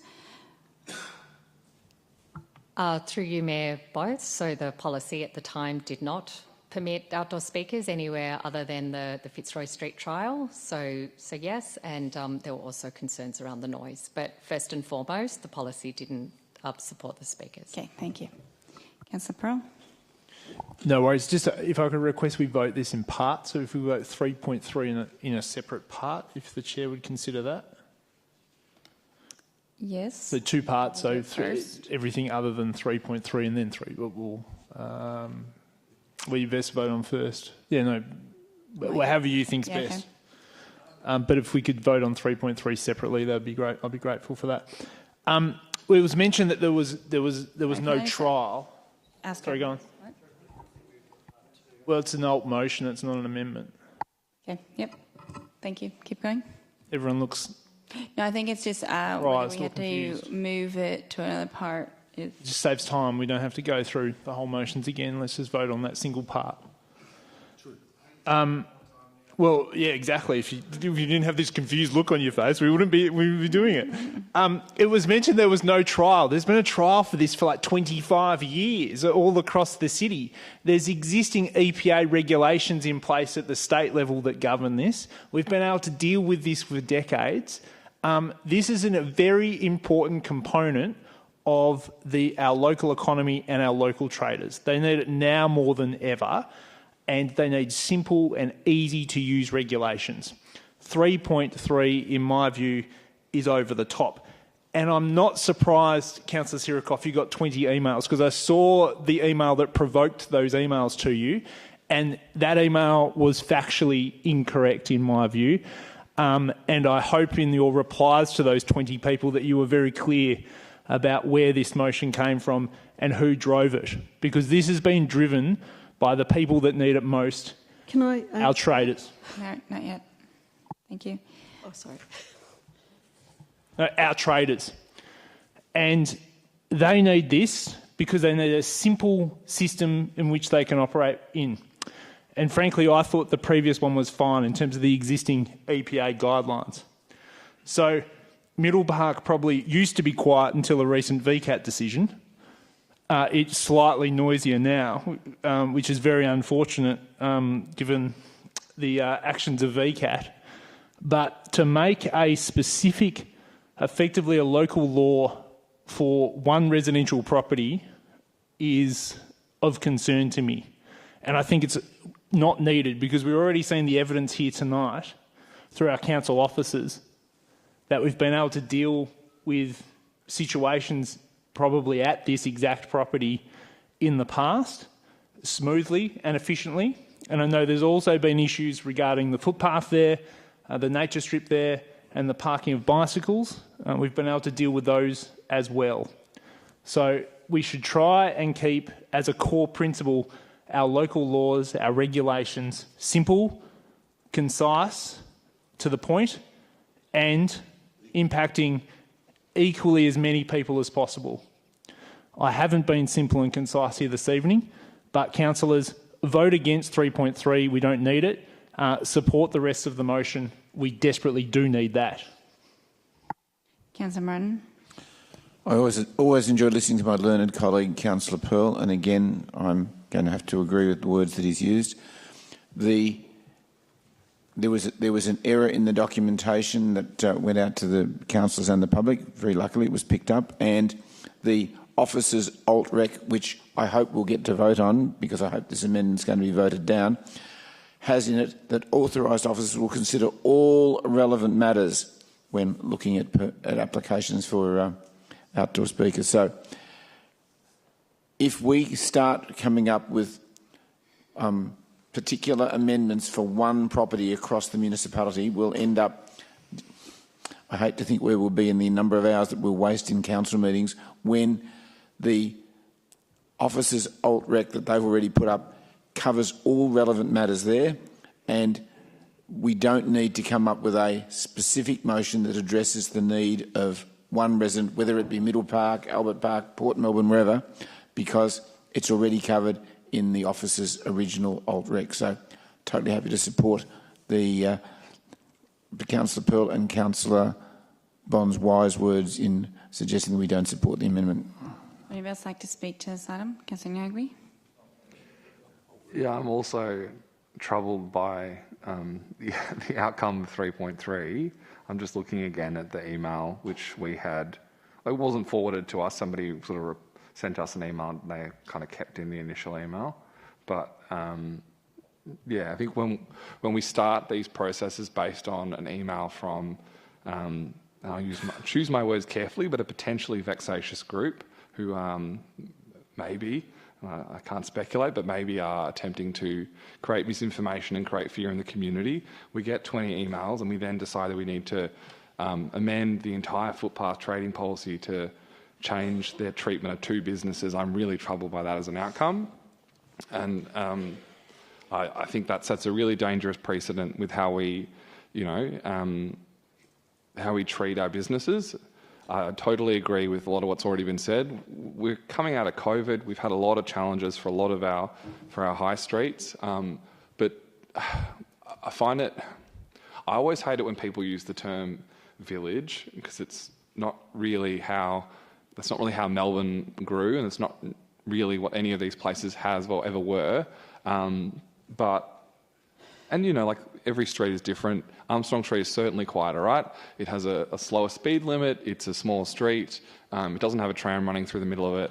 So it is certainly different. It's quieter. There are a bunch of businesses that do abut very close or right on residential properties. But that's not dramatically different from some of the shops along, say, Tennyson Street in Elwood. There's a bunch of shops in Beacon Cove, which I'd say would fall into a similar category. I think if we have a legitimate concern that the policy is unable to deal with these problems, which from what the officers have said to us it can and does, then I think we would need to apply that approach to all of those places, if that's our approach. But again, I think that the officers have kind of made it clear that this is not an issue. And so really what we're doing is jumping at vexatious shadows and creating kind of weird side rules that only apply to a small number of businesses. And if I was those businesses, I would be very, very frustrated and would probably threaten legal action because it's just really unevenly handed. So yeah, I encourage all of you to vote this down and to shut down these kind of nonsense attempts. Okay.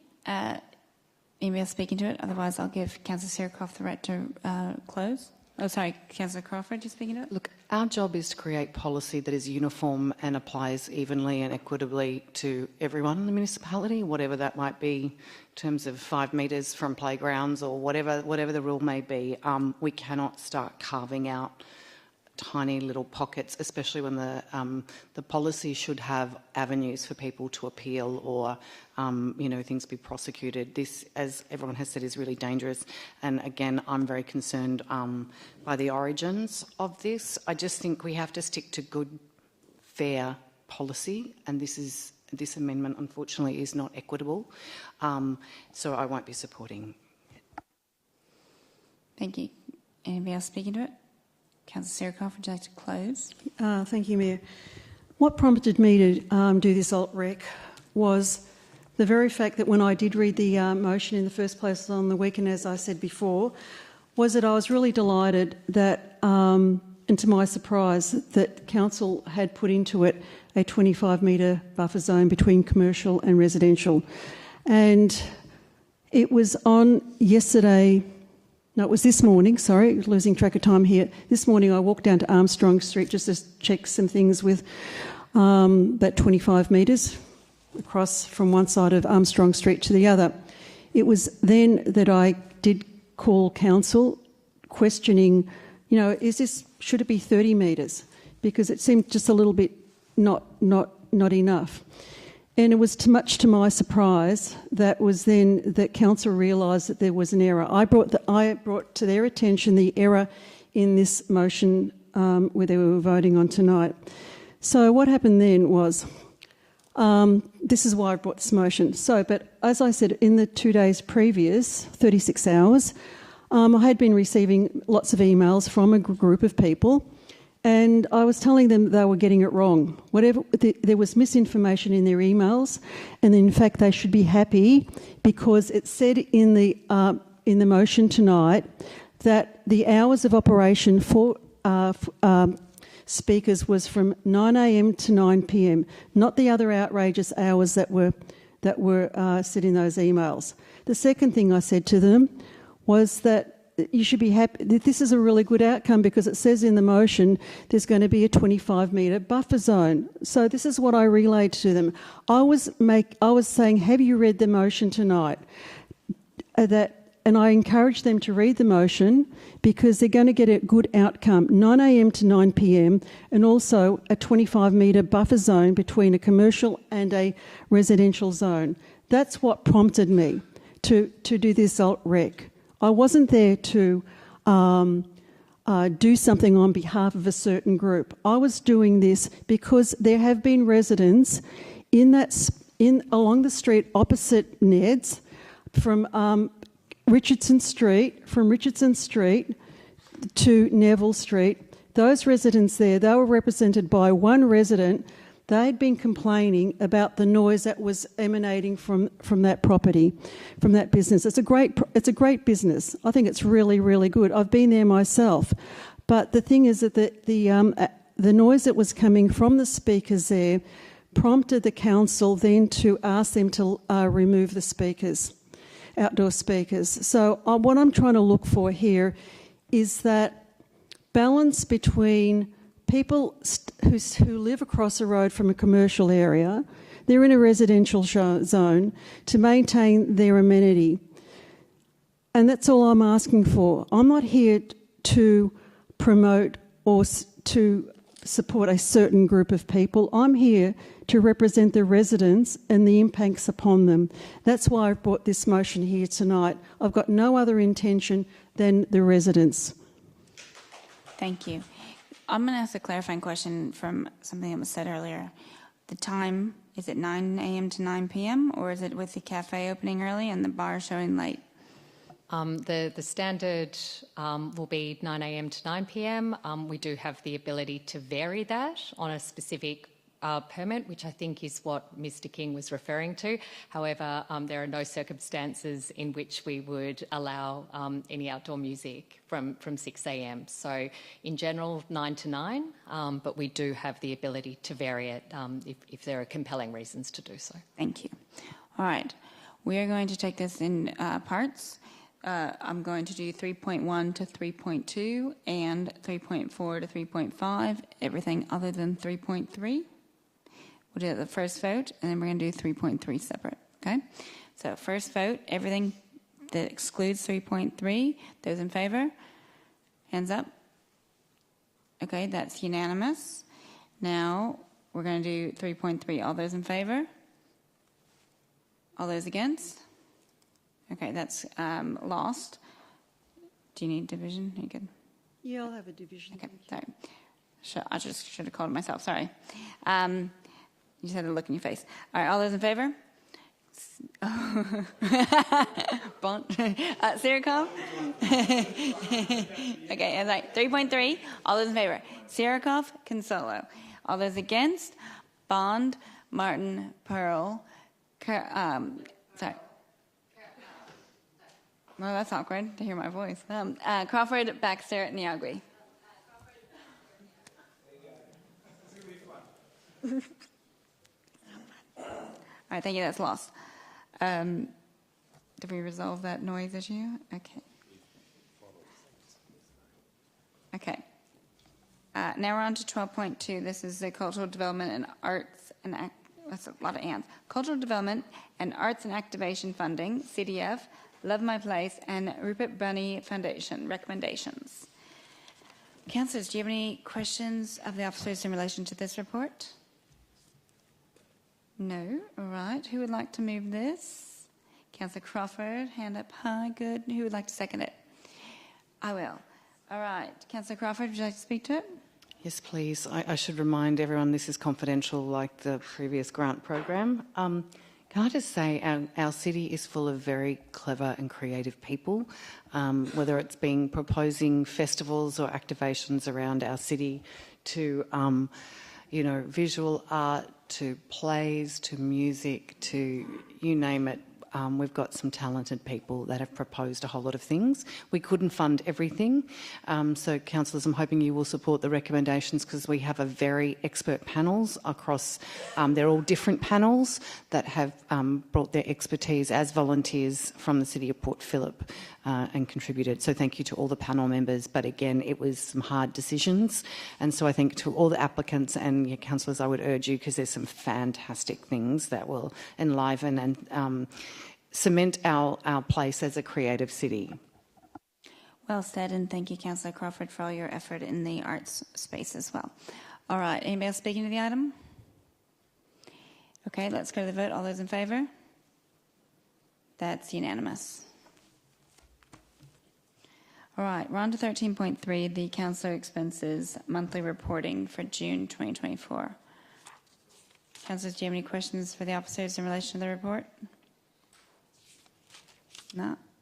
All right. Looking for someone to move this? Councillor Martin, and who would like to second it? Councillor Bond? Councillor Martin?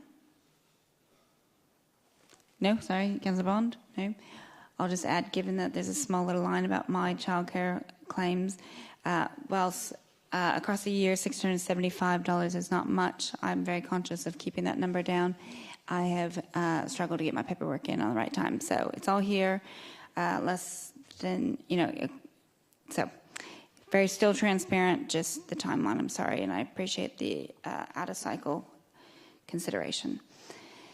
All right, let's go to anybody else speaking to it? Let's go to the vote. All those in favour?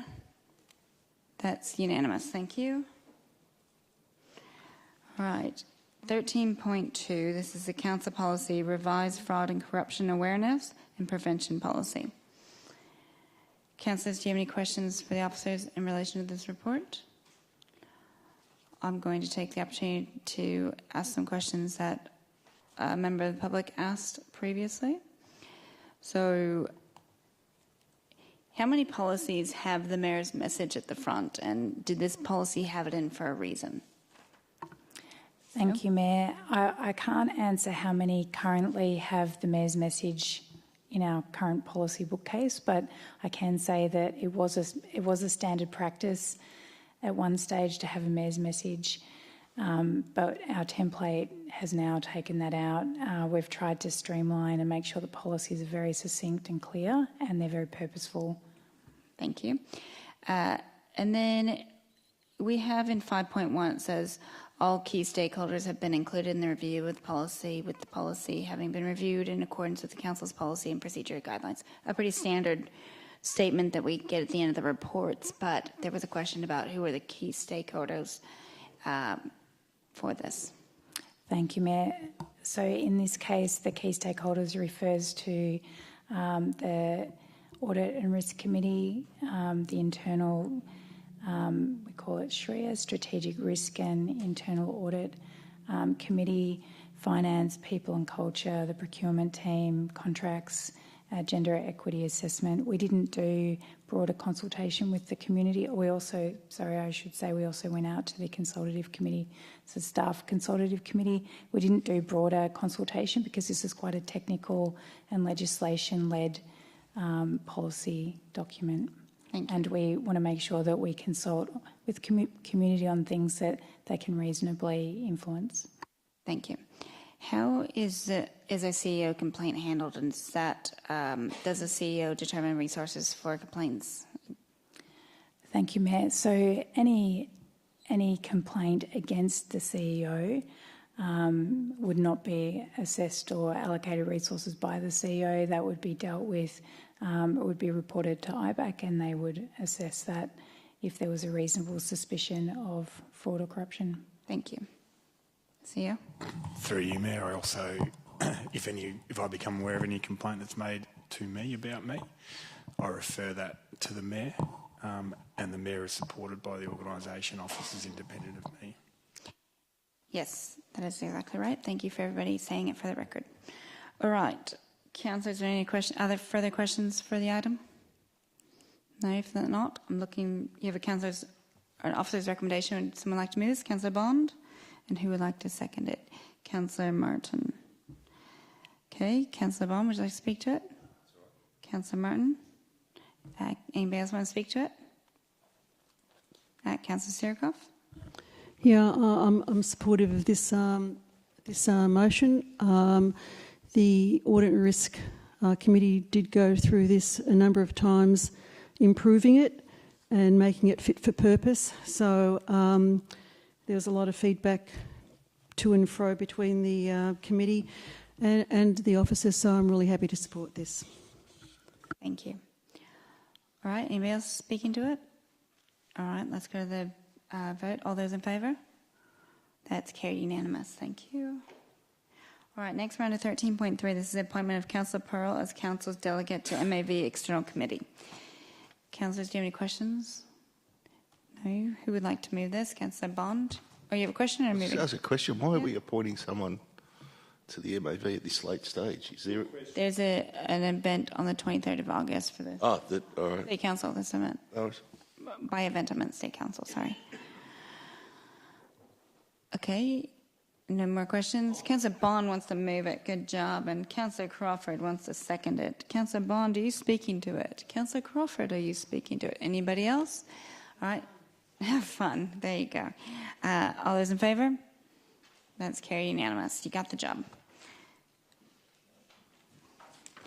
All right. And now that's the end of the presentation of reports. We're on to notices and motions.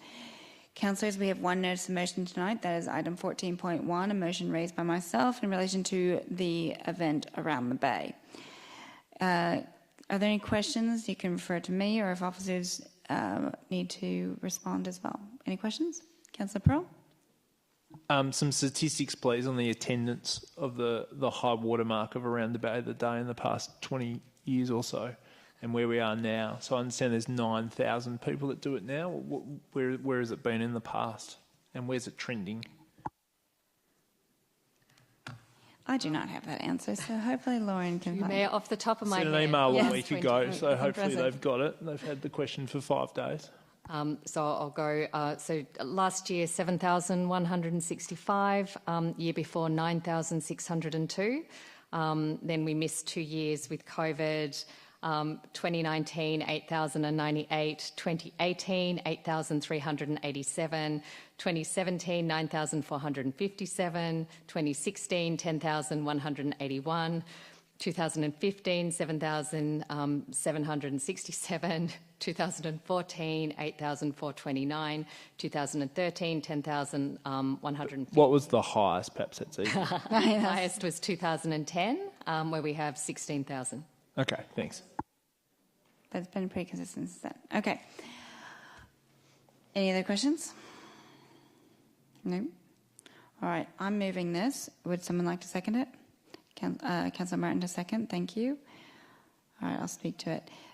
Councillors, this event is happening again, and it's changing a little bit. They have several events that go around the bay and shorter versions, but what's also happening right in the heart of our city, even though we don't control Parks Victoria land, in Alma Park Lake Reserve, there's a family ride. I participated last year with my family. I've actually signed up to do it again this year. I really thought it was an awesome opportunity where you have no cars in that open road. It's really fun and a great event, that part of it. There's also a village with, they're going to have an e-bike expo this year. There's a lot on offer, walkable, short cycle ride for our community to participate in, as well as see the bigger events coming through the area. They've actually asked for a full waiver, and I would have been supportive of that, but speaking to my fellow councillors, the half rate was more, people said they could support that. I know that the officers offered 30%, so it's about $2,500 more for what I'm requesting, but I would hope that you can see that there is some value in this and that we are trying to be sustainable travel through the council. We don't have any other bike events. This is an event put on in close proximity to our city that we should be encouraging our community to go to, learn more about the e-bikes and get on bikes. If that's what we say in our other policies, we should be encouraging an event like this, and it's a small extra amount that you could be giving towards the event. Councillor Martin, would you like to speak to it? Great way to showcase our city to people who perhaps normally wouldn't be here. For those of you who've been involved in it before, you know a number of people tend to do the ride the week before, at least part of the ride, so we'll get people into our city, many of them on 2 or 3 occasions rather than just on the day of the event. It also has an enormous positive impact on both mental health and physical well-being of all the participants. So I think by a very small additional subsidy, we're providing a major role in showcasing our community and improving the mental and physical health of at least 10,000 Victorians. All right. Anyone else want to speak to it? Councillor Pearl? Yeah, I don't support this one on the basis that I don't think we should be doing this through a notice of motion. It should be done through a policy setting, as we were talking about before, because there's a lot of events that are going to potentially fall under, not exactly into the road closures, etc., but under the permit regime, and this is going to set an example for people to follow. That might not be a bad thing, but it should be done on a wider policy setting. Plus, it's a small amount of money, but I know trader groups, particularly Port Melbourne Business Association, that would be desperate for that sum of money and have asked for a similar sum of money in the past 24 months that would have provided a firm economic return that we didn't provide. And these sorts of bids should be stacked up against those sorts of bids. Plus, I'm not against the event by any way, shape or form, but it's certainly not what it used to be. And I know for a fact they were handing out free admissions to last year's events because the numbers were struggling to recover from the post-COVID period. So, and obviously we heard that the event was running at a loss, so the financial sustainability of this event may not be in all that good shape. So I understand that might be a reason for many of you to support it. But I don't think we should be setting this precedent on this one here. And plus, they didn't come and speak to it tonight. So if they really wanted it, I would have thought they would turn up and advocate for it. All right. Anybody else speaking to it? Councillor Sirico? Yeah, I'm a bit reluctant. I understand the intention that why you've brought this. And I would have been more supportive of a lesser amount of money. The thing that puzzled me really was when we did get the background information and the loss that it's running at makes me concerned about what losses will also be incurred going further, and why they aren't running at a profit when they've got so many people getting involved in this event. I know that some of the tickets are for free, especially for children, and but I just the numbers don't really quite add up for me with the way it's being run and the charging of tickets, and with that large amount of expenses that they're incurring, and they're falling behind. Thanks. Anybody else speaking to it? Councillor Crawford? I will support it tonight. I wouldn't like this to become a permanent ongoing. It's a one-off to help a good event happen. Yeah, I do think there's value in it, but perhaps I need to scale back and get back to being just a ride if that's the reality of the situation. One of the challenges with all our festivals and activations is that there's a lot more than there ever used to be, and that I think is partly the declining numbers. I think, there might have been once one ride and now there's, 10 other ones that you can also participate in, and people only have so much time and money. So I'm happy to support it on this occasion, but I wouldn't want it to become a regular ask. Thank you. All right, ready to get the vote? All right, all those in favour? All right, all those against? All right, that's carried. All right, thank you. Now we have reports by councillor delegates. Are there any reports from councillor delegates? I hesitate to say that the next two council meetings probably there will not be opportunities. So even though it's feeling late, now's the time to give the delegate reports.